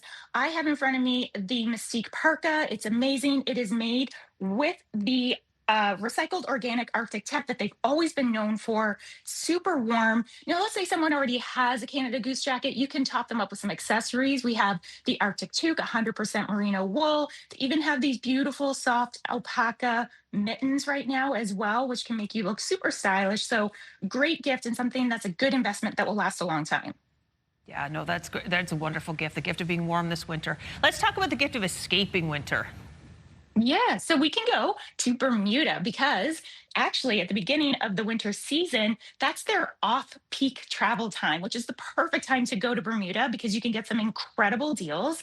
So they have their iconic pink sale on hotels that will be starting on December 19th.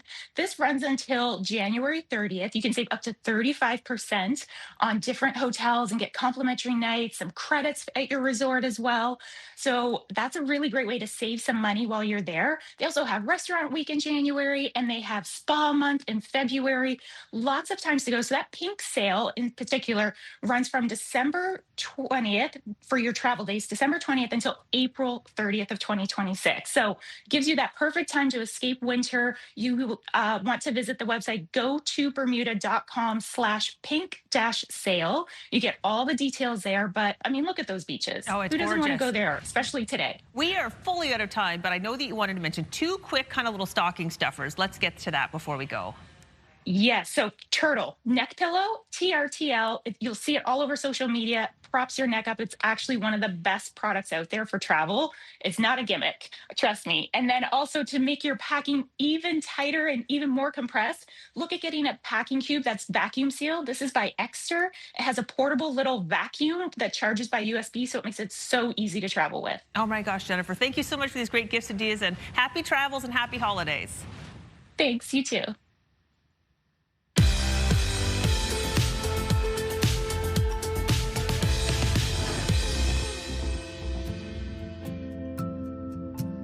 We have no milestones to pass along today, but if you'd like to see previously aired milestones or find out how to submit one, visit our website by scanning the QR code on your screen. And a reminder, milestones must be received 2 weeks in advance. Milestones, brought to you by the Berkeley Retirement Residences. Love this stage of life.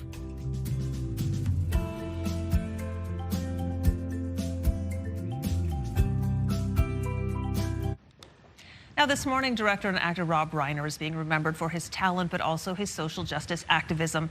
Rob Reiner's gift for storytelling stretches back across 7 decades, and his career over time evolved into one of all-time greats. Here is ABC's Danny New.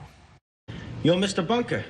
You figured that out, huh? A Hollywood legend who may have started out in television comedy, but I would be proud to partake of your pecan pie. But whose expansion into filmmaking gave us perhaps the greatest romantic comedy. You can't handle the truth. The most quotable courtroom drama. And the first mainstream mockumentary. This morning we are remembering the incredible life and career of Rob Reiner, who has passed away at the age of 78. There she is. There's the little lady who put you out of business. You could say Reiner was both born for this and into this, with his father being comedy legend and 11-time Emmy winner Carl Reiner. Meanwhile, not only was his mother, Estelle, also a performer. I'll have what she's having. She was even tapped to deliver this iconic line in Reiner's 1989 classic, When Harry Met Sally. You are a meathead. What did you call me? Back in the 70s, after finding national stardom as the recipient of Archie Bunker's affectionate nicknames on All in the Family. You know what we do? Put it up to 11. 11, exactly. Reiner would emerge as a versatile director with his documentary about a fake band, This Is Spinal Tap. From there, he would continue to rattle off hit after hit with memorable films such as Stand By Me. Can you move at all? The Princess Bride. Oh, you bought the wrong paper, Annie. I can't write on this paper, Annie. And the Oscar winner, Misery. Hi, I'm Marty DeBerge. Most recently, Reiner returned to direct the sequel to his very first film, Spinal Tap 2, The End Continues. He recently appeared on Jimmy Kimmel Live along with the members of the band, acting in character as the documentarian he plays in the films. Yes. And I was just lucky enough to be the one chosen to document it. Well, all right. The only one we knew. But you chose yourself to do it. I did. Well, I chose myself. Yeah. And in a statement, we were hearing from the family of Norman Lear, who developed All in the Family, saying that Norman often referred to Rob as his son, and that he would have wanted people to remember that Rob and his wife, Michelle, quote, spent every breath trying to make this country a better place. In New York for ABC News, I'm Danny New. A high of -8 degrees today for New Brunswick, looking at isolated flurries clearing for parts of the province, leaving sunshine.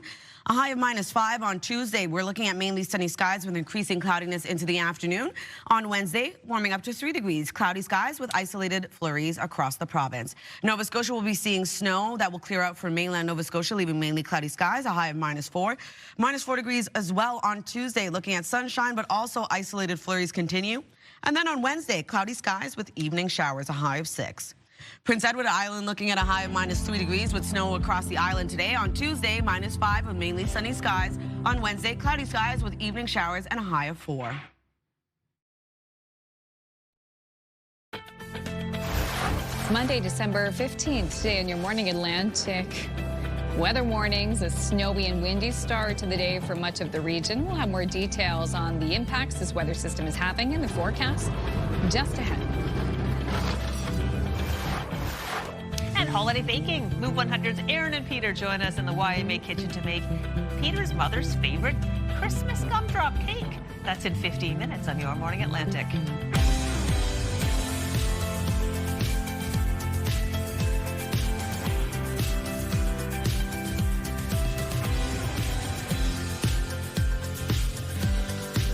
Good morning. It is December 15th, 8:01.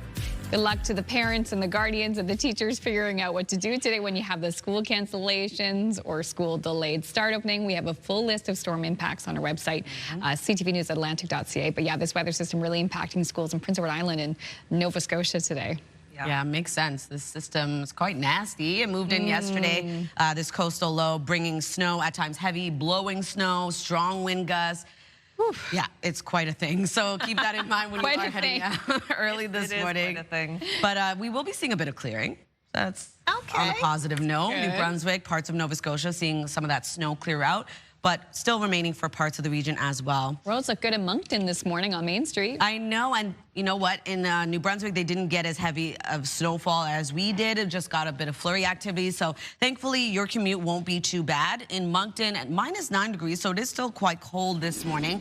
You may want to layer up before heading out, especially when you factor in those strong wind gusts. It's feeling even colder, as well as that wind chill. -5 starting off your day in Charlottetown, -6 in Halifax, 1 degree in St. John's, Newfoundland. Here's a look at that wind chill. So it's going to feel quite cold today. This is going to remain throughout the day. Just keep this in mind when you are heading out. Feeling like -28 in Labrador City, there is that risk of frostbite. Special weather statements in effect for parts of Prince Edward Island and Nova Scotia until this afternoon. We do have a coastal flooding statement for parts of Newfoundland, as well as a winter storm warning. A snowfall warning just ended for parts of Nova Scotia, as well as a blowing snow advisory, winter storm warning, and wind warning in effect. We do have a blowing snow advisory until tonight for parts of Labrador, and then orange level winter storm warning and wind warning as well. So here's a look at that current system tracking across Atlantic Canada. We are going to see snow, at times heavy, as well as blowing snow, as I had said. And we do have mixed precipitation for parts of Newfoundland, looking at either snow and or showers. For our wind, it's going to remain quite breezy today. That's to say the least, really. Out of the northwest, 56 kilometers per hour right now in Grand Etang, 61 in Canso, 44 in Sydney and in North Cape. Wind gusts of up to 74 kilometers per hour this morning in Canso, 69 in Grand Etang, 61 in Sydney. We'll take another look at your long-range forecast just ahead, but first a look at your local news with Amanda. Thank you, Latavia. Federal and state government leaders in Australia have agreed to immediately overhaul national gun control laws after a deadly mass shooting Sunday at Sydney's Bondi Beach. Police say a father and son carried out the attack that killed at least 15 people and injured 38 others at a Hanukkah celebration at the popular location.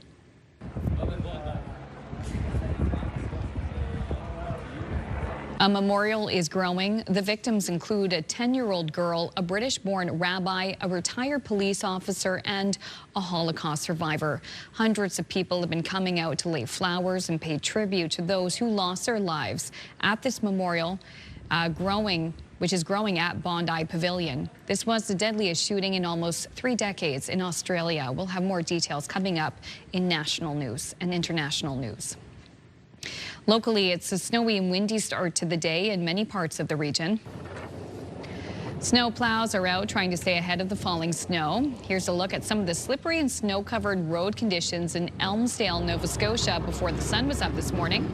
There are a number of school cancellations and delays in Nova Scotia and PEI. The detailed list can be found on our website. Ferry crossings between Nova Scotia and PEI, as well as Newfoundland and Cape Breton, are canceled today due to the weather. Latavia will have more details on the special weather statements and winter storm warnings during her full look at the forecast coming up after the next break. RCMP in Nova Scotia charged a man with second-degree murder following an incident in Beaverbank on Friday. Emergency officials responded to a reported assault at a home in the 2400 block of Beaverbank Road around 8 p.m. Friday. Police say they found a man with life-threatening injuries and performed first aid with EHS before the victim was pronounced dead at the scene. Officers located and arrested a man nearby shortly after. 20-year-old Evan Wheaton of Beaverbank has been charged with a second-degree murder. He remains in custody and will appear in Dartmouth Provincial Court today. RCMP say the victim and accused were known to each other and that the incident is not believed to be random. Finally, the days of the downtown department store are largely long gone, but a more than century-old building in downtown Sydney that used to be one of its biggest shops now has some new tenants. Ones who are hoping to breathe new life not only into the building itself, but to a downtown that's had its ups and downs. Here's CTV's Ryan McDonald. In generations past, the old Kroll's building on Charlotte Street in Sydney was a busy department store. This building was the hub of downtown. The building's history dates back well over 100 years. Now, 4 women have opened a new shop here, and they are looking to breathe new life into the old walls. This is something completely different for Sydney. Their idea was to create a space that is not really a traditional store per se, but more of a marketplace. Vintage items and antiques line the walls, and they are inviting people to come in and do more than just shop. We're trying to make this an experience where people can come down and have a community space where they can sit and have a coffee from all the different shops or come read a book from the local bookstores around here. Our vision is really trying to bring the life back into downtown. Sydney's downtown has had no shortage of challenges in recent years. A number of stores have closed, some other buildings are boarded up. While a lot of downtown businesses are closed in the evening, the owners of this store are staying open till 8 p.m. and hope some other businesses might follow suit. Sharing it as an experience rather than just come down and shop is, I think, how we are going to able to curb the lack of consumers on Charlotte Street. I was here at the good old days. Gerb Bruckschwager is now selling some of his art out of the new space. His old tailor shop was on Charlotte Street during its heyday, and he too hopes that getting more people through the doors here might benefit the downtown. And the specialty shops like this hopefully will bring it back to a better level. While starting any new business in the downtown will likely have its challenges, for now it's a new chapter for an old building with a long and rich history. Ryan McDonald, CTV News, Sydney. Thank you, Ryan. What a cool space. Yeah. Very cool idea. Love an old department store. Love to see it's got it. Yeah. A new lease on life. I know. Totally different story now, but kind of cool. Yeah. A high-fiving gorilla has won top prize in this year's Nikon Comedy Wildlife Awards. Yeah, you just never know what's going to be next. There it is. High-fiving with the back foot. The image was captured by British photographer Mark Methcon.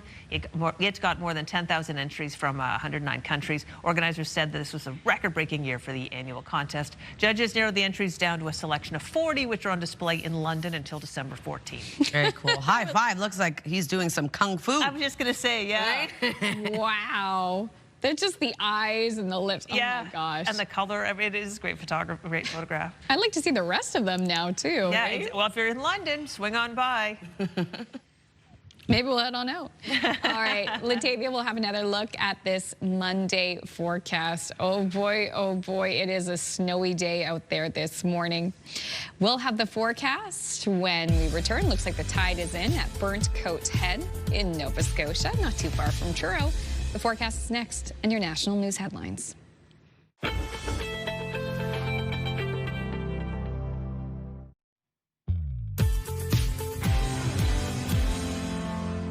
Welcome back. The time now is 8:11. We're taking a live look at Port aux Basques. It is a snowy, at times heavy start to the day. We are expecting blowing snow in your area as well.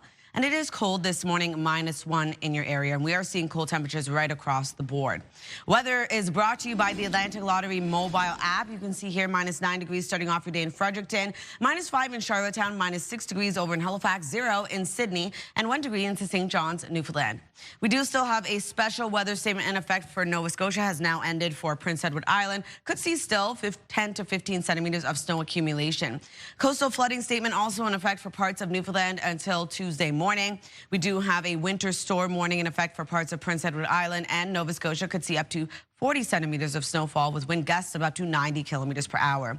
A blowing snow advisory in effect until Tuesday morning for parts of Newfoundland. A winter storm warning could see snowfall between 15 to 35 centimeters, and a wind warning also in effect. Wind gusts of up to 110 kilometers per hour.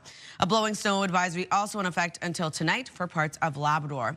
And then an orange level winter storm warning in effect for parts of Newfoundland.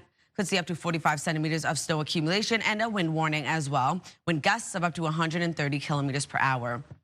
Here's a look at our forecast timeline. We are still seeing snow, at times heavy for parts of Atlantic Canada, mixed precipitation for parts of Newfoundland. And then into the afternoon, seeing flurries clear out of New Brunswick, as well as into mainland Nova Scotia, leaving mainly cloudy skies, and seeing a bit of sunshine for parts of New Brunswick. And then into the evening hours, we start to see this system clear out of parts of the Maritime region, but for the most part, still seeing snow persist for Cape Breton Island, parts of Prince Edward Island, taking us into early Tuesday morning. If you're wondering about precipitation totals in the form of snow, we're looking at around 1 to 5 centimeters for parts of Prince Edward Island and Nova Scotia. The heaviest being into North Mountain at around 15 to 30 centimeters. The heaviest also being around 15 to 30 centimeters for much of Newfoundland, and seeing only 1 to 5 centimeters for parts of Labrador. For our forecast today for New Brunswick, starting off the day with flurries that will clear, leaving sunshine into the afternoon. Wind gusts of up to 60 kilometers per hour expected. And then for Prince Edward Island, highs between -6 to -3. We are seeing snow early in the morning, transitioning over to a chance of flurries into the afternoon. Wind gusts of 70. And then for Cape Breton, eastern Nova Scotia, we are going to see snow throughout your day today. Wind out of the northwest, 50 gusting to 80 kilometers per hour. And the rest of Nova Scotia seeing snow starting off the day, transitioning into isolated flurries for the Tri-County area. For mainland Nova Scotia, seeing snow clear out, leaving mainly cloudy skies. Labrador City looking at a high of -17 degrees today. We do have scattered flurries expected throughout your day. For St. John's, Newfoundland, a high of 8 degrees. We are going to see rain throughout your day, and then transitions into snow and or rain into the evening. Tuesday's forecast, we are going to see a still cooler day ahead, but not as cold as today.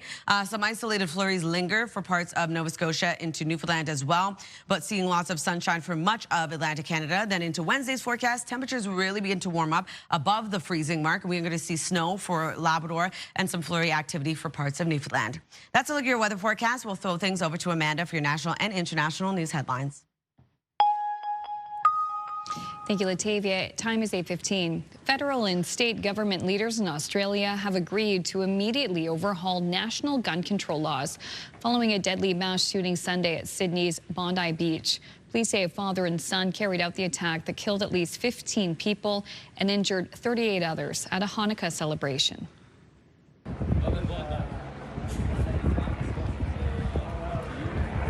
The victims include a 10-year-old girl, a British-born rabbi, a retired police officer, and a Holocaust survivor.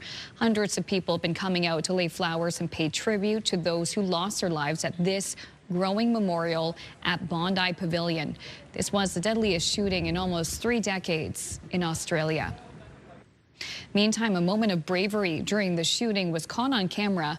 We do have a warning. This is dramatic footage, and it may be hard to watch for some viewers.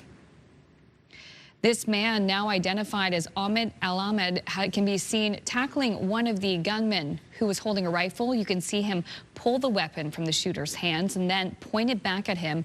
Ahmed is a 43-year-old fruit shop owner and father of 2. He remains in hospital today, suffering from several bullet wounds to his arm and hand. He's being hailed as a hero, recognized for running toward danger to help others, which officials say help save lives.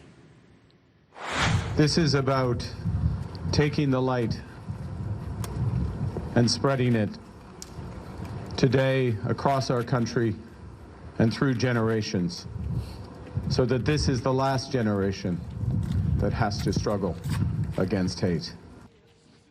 Prime Minister Mark Carney says Canadians stand in sorrow with the people of Australia and Jewish people everywhere.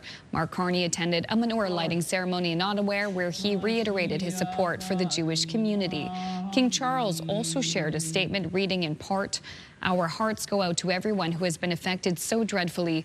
We commend the police, emergency services, and members of the public whose heroic actions no doubt prevented even greater horror and tragedy." In the U.S., legendary director Rob Reiner and his wife Michelle have been found dead in their home. You know what we do? Put it up to 11. 11, exactly. One louder. Why don't you just make 10 louder and make 10 be the top number and make that a little louder? These go to 11.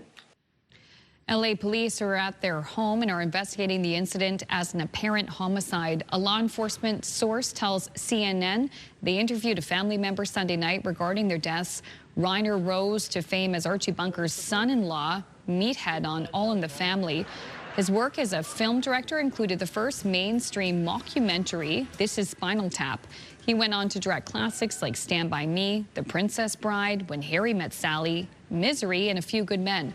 Rob Reiner was 78 and his wife Michelle was 68 years old. That is a look at your international news headlines on this Monday morning. We will be taking a quick break here on CTV's Your Morning Atlantic. When we return, we're cooking again. That's coming up.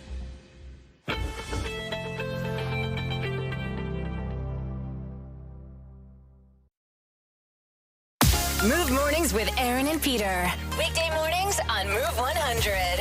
The most fun in the morning. And home of the $1,000 minute. Only on Move 100 Halifax.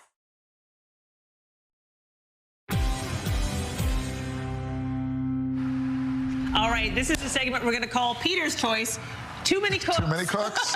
Absolutely. Aaron and Peter, this is Beyond the Move Morning Chat. This is the Move Morning Recipe. So excited to hear about this family tradition. Yeah, we're going to make gumdrop cake. And listen, this usually takes about 20 minutes. We've got 3 or 4 minutes. So, yes, let's get started. We're going to start by creaming the butter and the sugar all together. Can you start sifting the flour? Yeah. And I'll tell you that this is my mom. Pre-measured? It has been pre-measured. I love it. Yeah, we're just winging it. No, it has been pre-measured. It's my mom's gumdrop cake recipe. But I'm sure that this happens all across Atlantic Canada. I know that it happens all across Atlantic Canada. And so it's just a typical, almost like a pound cake recipe with the gumdrops added in as well. So it's just perfect. And a little bit of lemon and a lot of butter, and it's all going to taste amazing. My mouth is Have you had watering. this before? No. Me either. So excited to try. Okay, Peter, this is a way harder job. Yeah. That's and by fine. the way, when you've spilled a whole bunch of it. I'm so sorry. Put the baking powder in there as well. That's good. Now mix that all together if you wanted to do that. Yes, we're not going to use This is an Atlantic Canada thing, though, right? It is, yeah. So well, Newfoundland claims it, but I know that they make it in New Brunswick and PEI and Nova Scotia big time. I've heard that so many times. A little faster. For people, I know that's a hard job. For people at home who don't know, and me, where are you from? No, where am I from? From Parsboro, Nova Scotia. You have mentioned that. That's such a beautiful part of Nova Scotia. Thank you. I agree. Wow. I agree. I'm so proud of that hometown. That's mixed. What's next? Okay, how about you? That takes forever. Don't worry about it. You just keep going. Here's what we're going to do. We're going to put about 1/3 of this in with that. If I could, Hey, you're stronger than me. If you don't mind. That is a hard job. Can we use this? We have this.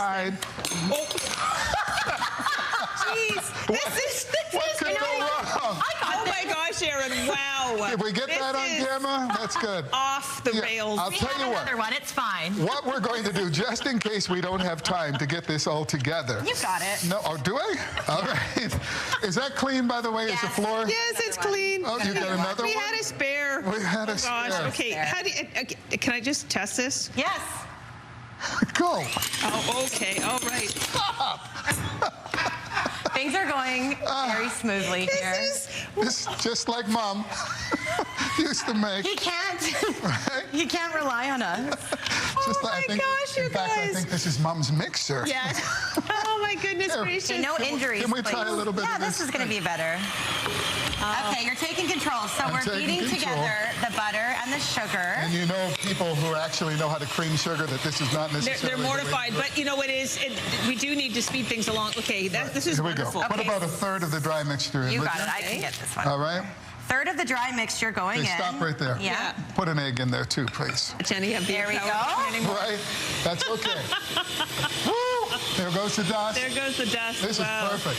I need about a quarter of that, or half of that liquid in there too, please. May I just say, this is really fun to have you in studio with us. I mean, it's so clearly it's going very well. Yeah. Right. Why don't we do this every morning? Right? Do you want to do a little bit more of this? No, I got to have a little bit more of this mixture all together. I need it fluffy. Okay. All right, and it's not exactly that, but it's coming. Okay, it's good. Coming. I think that's good. These classical recipes, though, I think there's a little bit of margin for error. One more egg. Yeah, let's do one more egg. Right? One more egg coming up. Stop. Yeah, this mixer has a mind of its own, right? Well, I know that more than anybody. Okay. This is looking great. It actually is looking good. Can we add a little bit more? I like the color. You know what? I want one more egg. By the way, the recipe is on our website. If you dare try this at home after watching this segment. Oh, it's going to be very good. You can tell it's going to be good. Was this heavy cream? This is evaporated milk. Okay. We are in the Maritimes. Of course. After all. All right. So for the essence of time, we are pretty much out of time. Right. Quick We're question close. for viewers at home. Go ahead. When do we put the gumdrops in? At the very, very, very end, once we get the rest of it in. Okay, Aaron, I need the rest of the milk. Okay, he's going to put the gumdrops in. I'm going to let him do this. Vanilla. All right, what we're going to do is just, let's just take a... Okay, we're just going to take a little... Listen, you two. Yes. We are going to take a small little pause here. Okay. Give you a chance to kind of catch up, and then we'll taste it in a bit, okay? Oh, very good. All right, just stay tuned. We're going to get to taste this delicious cake.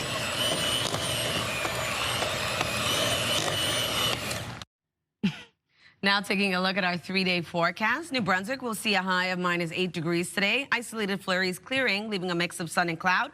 On Tuesday, lots of sunshine across the province, increasing cloudiness, still being left with a mix of sun and cloud. And on Wednesday, cloudy skies with isolated flurries returning. Nova Scotia will be seeing snow clearing out for mainland Nova Scotia, leaving mainly cloudy skies, a high of -4. On Tuesday, looking at a mix of sun and cloud, but flurries return. And then on Wednesday, cloudy skies and evening showers with a high of 6. Prince Edward Island seeing a high of -3 degrees today with snow across the island. On Tuesday, sunshine returns, mainly sunny skies with a high of -5. On Wednesday, 4 degrees with evening showers.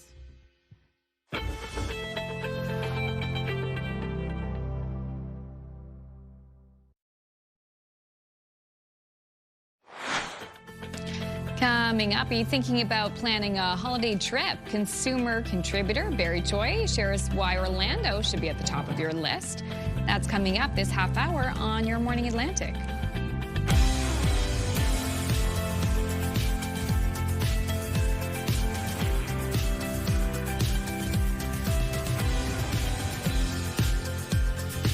Welcome back. The time now is 8:30 on your Monday morning. I'm telling you, ladies, I'd rather be in Orlando than here right now.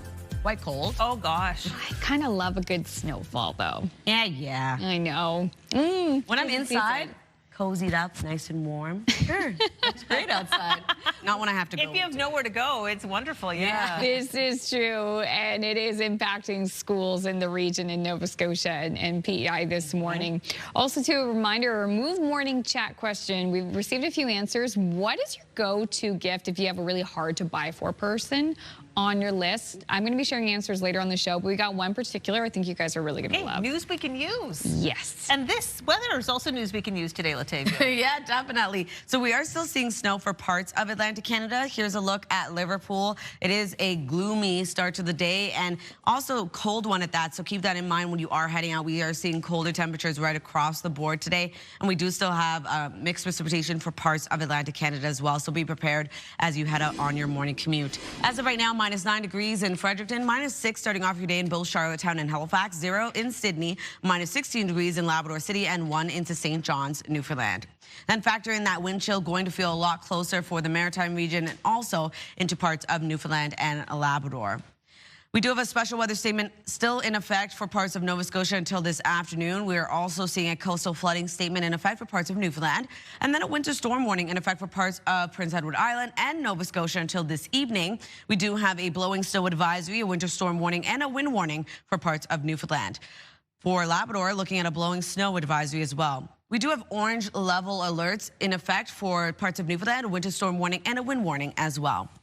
Here's a look at the current coastal low we're dealing with. It will start to move out for parts of the Maritime region, but going to still see snow, at times heavy for parts of Atlantic Canada, as well as some blowing snow. And we do have that mixed precipitation over into parts of Newfoundland. Strong winds today out of the northwest. As of right now, 63 kilometers per hour for sustained wind in Canso, 59 into Grand Etang, 41 in Sydney, and we're looking at 30 into Charlottetown. Wind gusts of up to 72 kilometers per hour in Grand Etang, 74 in Canso, 61 in Sydney, and 54 into North Cape.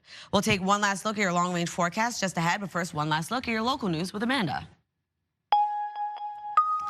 Thank you, Latavia. And we begin with international news. Australian leaders have agreed to overhaul national gun control laws after a mass shooting at a Hanukkah celebration on Sydney's Bondi Beach.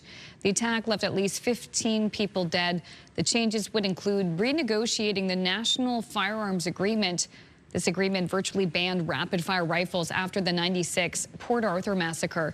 This shooting, which took place on a busy summer day, left 38 people injured. Police shot the attackers, a father and son. The father died and the son is in a coma.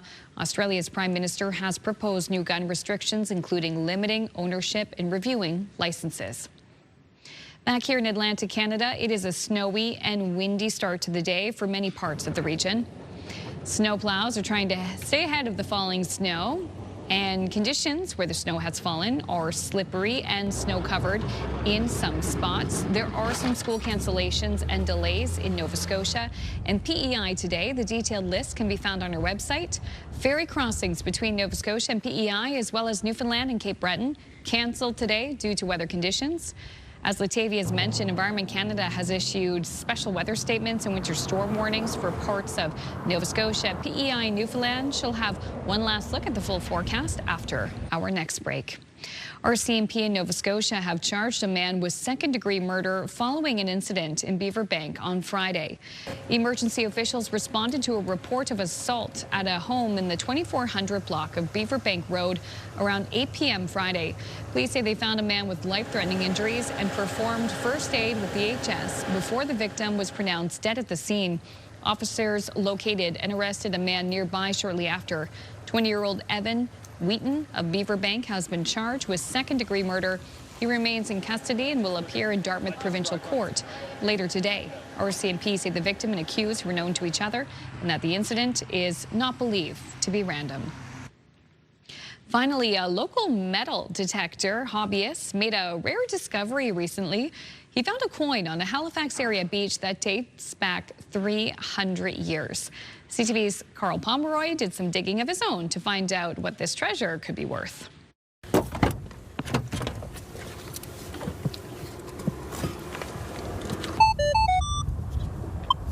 The thing that got me into this hobby, honestly, was about 25 years ago. I was at a flea market and I bought a $2 metal detector, and I was out the same day and I found an old locket. And that was my first taste of actually finding something. It was probably one of the best feelings I've had.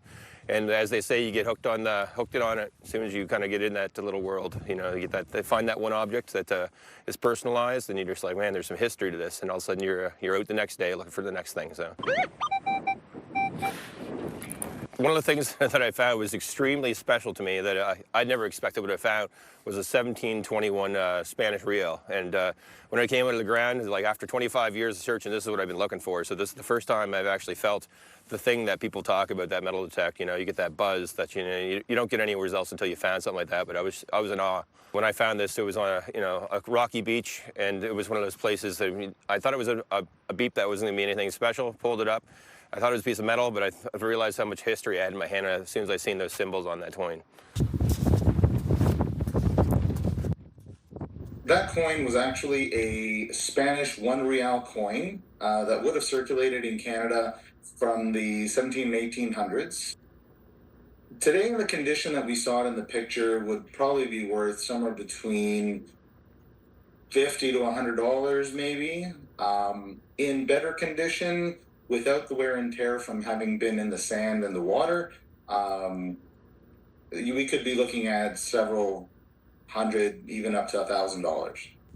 In terms of how rare they are to find nowadays, outside of actual shipwrecks, it's a really unusual find. So he was really lucky to pick that up where he did. you just follow the waterways, like the canals throughout. There's locks around Nova Scotia. Like there's so much history here under our feet, and that's what they meant by it. I guess it's just under your feet. You have to look for it, right? And when you pull it up, you can feel the history. So cool. If that coin could talk. Yeah, right? The story it would tell. How did it get behind here? it. So cool. So thank you to Carl Pomeroy for that story. Okay, amazing. You're going to do community calendar. I'm going to go back to the kitchen and try the gumdrop cake. Sounds great. There's plenty to go around, I hope. One would hope. All right, so for the community calendar, celebrate the holiday season in Dieppe. Holidays at the Park takes place today, and you can enjoy a warm and festive community atmosphere with programming for the whole family. There will be sleigh rides, face painting, live music, and picture with Santa, and so much more. The festivities run today from 9 to 5 p.m. And for a full breakdown of the activities and a schedule, head over to the website on your screen. And step into Miracle on Sydney Street in Charlottetown's festive pop-up inside Mark's Lounge. All season long, the lounge transforms into a cozy Christmas wonderland with twinkling lights, holiday decor, and handcrafted seasonal cocktails. You can watch classic Christmas movies, relax with friends, and soak up the holiday magic. From now until January 3rd, you can head over to the website to see details and their film schedule. And also in Cookville, there will be a winter performance. This will be Tuesday, December 16th. The CRS students will perform for both their families and members of the public. One performance will take place at 9 a.m. and the second performance will be at 1 p.m. For additional information, head over to the website on your screen. And if you do have an upcoming event, please send us the details. We'd love to promote it. Your Morning Atlantic at ctv.ca. All right, well, time now is 8:38. Make sure to stick with us. We'll be right back. Oh, we're going to throw things over to Crystal. Never mind. Okay, this is advanced nicely. What step are we at with this gumdrop cake, Peter? Adding in the last of our gumdrops. They've all been floured, if you will. Shake them up in a little bit, a quarter cup of flour, 2.5 cups of these baking gumdrops. Okay. So I'm putting those in, and while I'm doing that, after that, I'm just going to put it in the pan. But as a result of a little bit of television magic, we happen to have the finished product right here. Okay. Oh, that's going to win first prize at the county fair. Right? That's gorgeous. Yeah. Cumberland County we'll Fair. Take this to bake. Okay. Yeah, you go get that ready. Right over there. I have flour in my hands. So Perfect. You do this. That's for like Aaron, I'm the family members to lick. In my household, everybody comes running. Would you like to cut? You cut it. It's your cake. This is beautiful. Very good. All right. We're all going to try some. Wow. It is a very, very thick cake. It's very much the consistency of a pound cake. Which I love. Right? And with the gumdrops. Oh my gosh, look, it's Merry Christmas. See this? Merry very Christmas. Christmassy. Oh my gosh, that's so We're all going to festive. try a slice of Those this. are generous slices. Those are very generous slices. And my mom, by the way, would cut these probably into we can two. cut them in half. Or you can eat the whole darn thing. Whatever, yeah. It's up to you, folks. Don't let anybody tell you how to eat a gumdrop cake. Okay, is this on the Harrison That's side? a good one. That's a Yes, great yes, one. yes. Okay, This is and what would Dorothy you knows. have this with? Tea, coffee? It goes well with just about any beverage. Okay, all right. Now let's just say that. Okay. Oh, that's a substantial cake. This is beautiful. This is heavy. Oh, yeah. Okay, I'm going to try it, but before I go, because I always end up taking too big a bite, the recipe's on our website. Yes. Peter, thank you so much. Peter, Our pleasure. Cheers. Happy holidays, you Happy two. holidays. Oh, that's nice. Nicely done. Oh my God, I love that. So good. Thanks, Mom.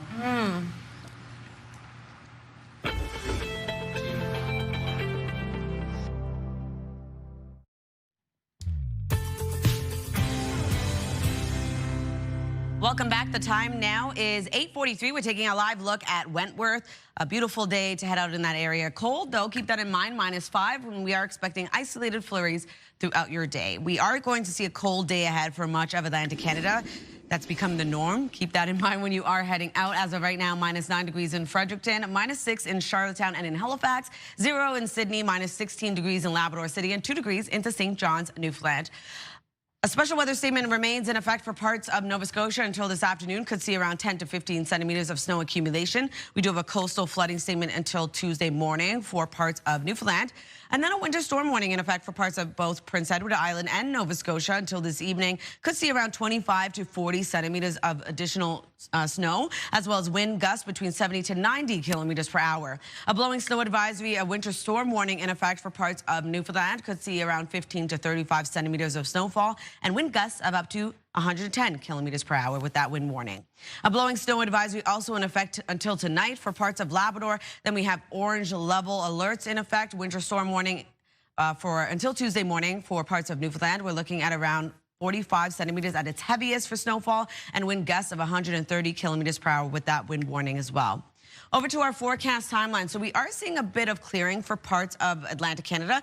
For New Brunswick, we'll be seeing a bit of sunshine as we enter into the afternoon. And then into the afternoon as well, parts of mainland Nova Scotia will start to see that snowfall clear out. We do still have snow persisting for parts of the region, though. Mixed precipitation expected for parts of Newfoundland, and snow at times heavy with blowing snow still going to be affecting your commute. So keep that in mind when you are heading out for parts of the region at least. And then into the evening hours, still going to be holding on to some snow for parts of Cape Breton Island and Prince Edward Island and Newfoundland and Labrador. Into early Tuesday morning, we'll start to see sunshine returning to the forecast. If you're wondering about snowfall accumulation, looking at around 1 to 5 centimeters for parts of Prince Edward Island and Nova Scotia, the heaviest being around 15 to 30 centimeters for North Mountain.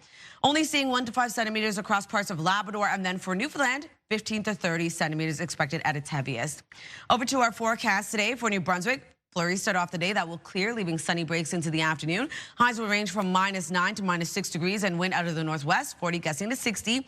Prince Edward Island seeing highs between -6 to -3 degrees today. Snow will transition over to a chance of flurries into the afternoon. Wind gusts of 70 kilometers per hour. And then for Cape Breton, eastern Nova Scotia, also going to see snow throughout your day today. Wind gusts of 80 kilometers per hour, and daytime highs will range from -6 to 1 degree. For the rest of Nova Scotia, we will be seeing snow start off the day.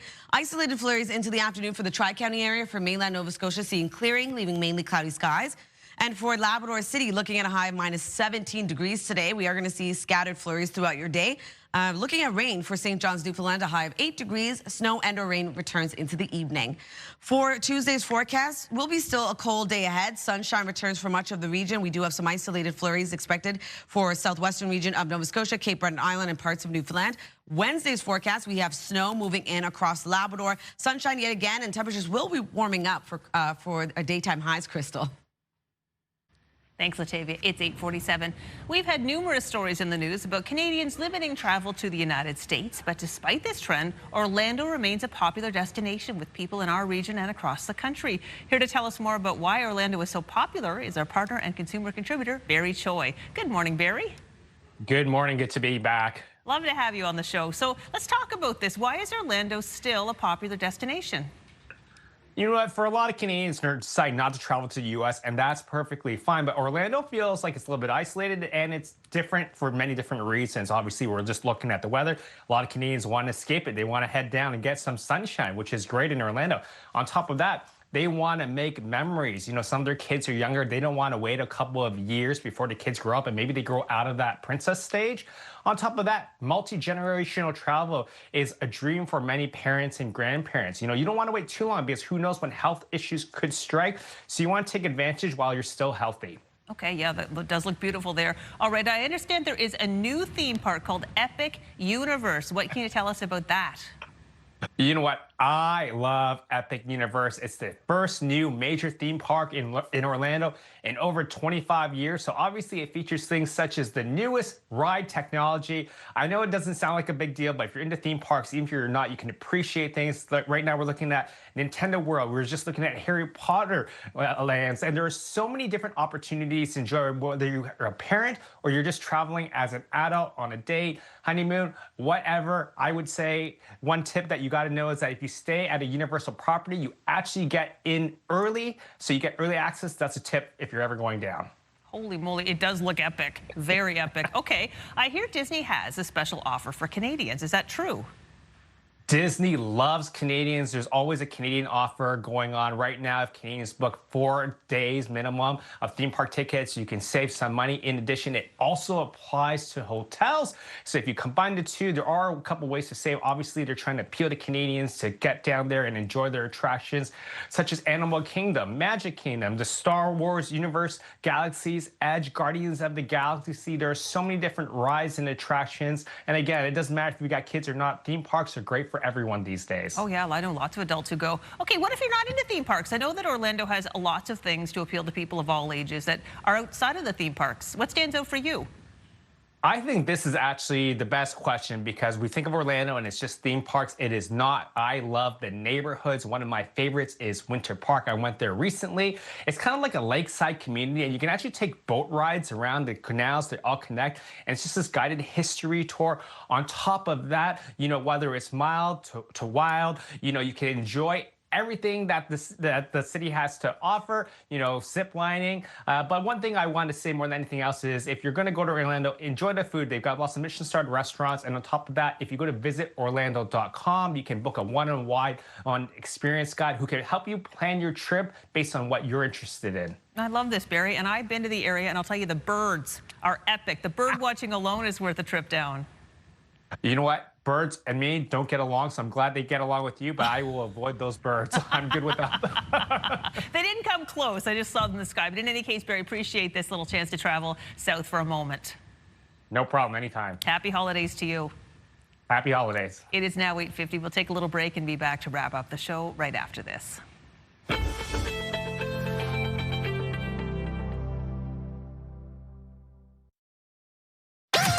The #1 morning show in Halifax. Turk, Megan, and Amateur Alex. And home to the biggest artists. Halifax's #1 hit music station. 101.3 Virgin Radio. Welcome back. Thanks for sticking around for the very, very end of the show. This is our last few minutes, and it's the point where we share our Move Morning Chat answers. So today we're asking, like, what's your go-to gift if you have a hard-to-buy-for person on your list? So thank you to everyone who took a moment to send us a text. Let's start with this one. Comes from Nancy from Paradise, Nova Scotia. I love this. A gift for someone who has everything would be a homemade door wreath. They stink some good, she says, and bring joy. Bonus, lots of these are made locally and are compostable. You make a very good argument, Nancy. Yeah. Yeah, good decoration plus like a nice smell, and maybe it's a project for you too. Right, that's cool. Yeah. Coming up, we have Kathy who says, I love all your ideas. They're great, but they're a little pricey. And listen, I don't blame you for saying that. I'm a retired person, love to sew. I usually make Christmas-themed cuddle quilts, table runners, placemats, or other things I can make with the spare fabric I've collected over the years. Wow, to get a custom-made quilt is a dream. Yeah, those are on my list of things I want. All those things you mentioned, Kathy, would be pricey if you sold them. Like those are great. I know, especially made with love from someone. Right? Like that's the best gift. Like, you made this for me. Love that. And Mo, Crystal, really stands with you as well. For me, a gift card for food, everyone has to eat. If you really don't know what to get someone, gift card for food. Totally. Especially if it's like a local restaurant instead of one of those big chains. Yeah. I find that's a nice touch because sometimes that's a conversation you can have with someone like, have you gone to this spot? It's really good. Like it's in downtown Dartmouth or, you know, wherever. And that can be a whole other conversation. Like, I had a great time. I think you'll enjoy it. Yeah, and it's a gift for the small business owner too. Absolutely. Well, you didn't weigh in. What was your gift of choice? Do you have something like if you were to give people that? No. They have everything. I try to find something like sentimental. Yeah. If someone's close to me, I figure out what they like, what they, you know, what they're looking for or whatever, but not really. That's not a go-to That's very list. thoughtful. Yeah. Yeah, I have. If you didn't hear it earlier, we were talking about like what do we give. I like to give like a Yeti thermos, but that is expensive because it can get up to like $50. But sometimes I'll have sales on different colors. Yeah. And I'll get them that way. But I find that can be a good gift because it's something maybe I wouldn't buy. That person wouldn't buy themselves because it's expensive, but it works so well. I know. I've heard great things about Yetis. I have yet to buy one. My bank account. No. They're expensive. I won one in a contest. Really? Oh yeah, That's awesome. It keeps drinks cold for days, even in the summertime. Yeah, cold and hot. Yeah. And hot, yeah. Yeah, and Erin, she talks about how she likes to get the Hickory Farms treats, like with a bunch of different foods. She just can't go wrong with food. Never know. Good answers. Yeah. Oh, we still have a minute left. Yeah. Okay. Wow. I heard the music. The music was playing. Yeah. I was like, it's like done. Stop talking. I'll tell you what we like to do. I like to take a gift, wrap it up like in at least 20 layers of wrapping paper, and then we play a little game. That's awesome. And you unwrap it, and then there's something in the gift that, you know, is just a little something for everybody. That's cool. Yeah, I'm not going to tell you what it is this year though, but it's like something that anyone would like. We should do that. That's fun. It's super right? fun. It's super fun, and it's like, Well, we hope you join us for some more fun tomorrow. We're talking about phones for the holidays, how you can support people in our region who need accessibility to cell phones. It's also going to be Tia Tuesday. We'll speak with a new entrepreneur, Pet Talk, and also Emma and Vanessa are going to be here cooking. Oh, another fun show. Yeah. We are making Tuesdays a thing around here. Yeah. We love it. Oh, great. It's now 8:57. We hope you stay safe out there in the weather and have a great day.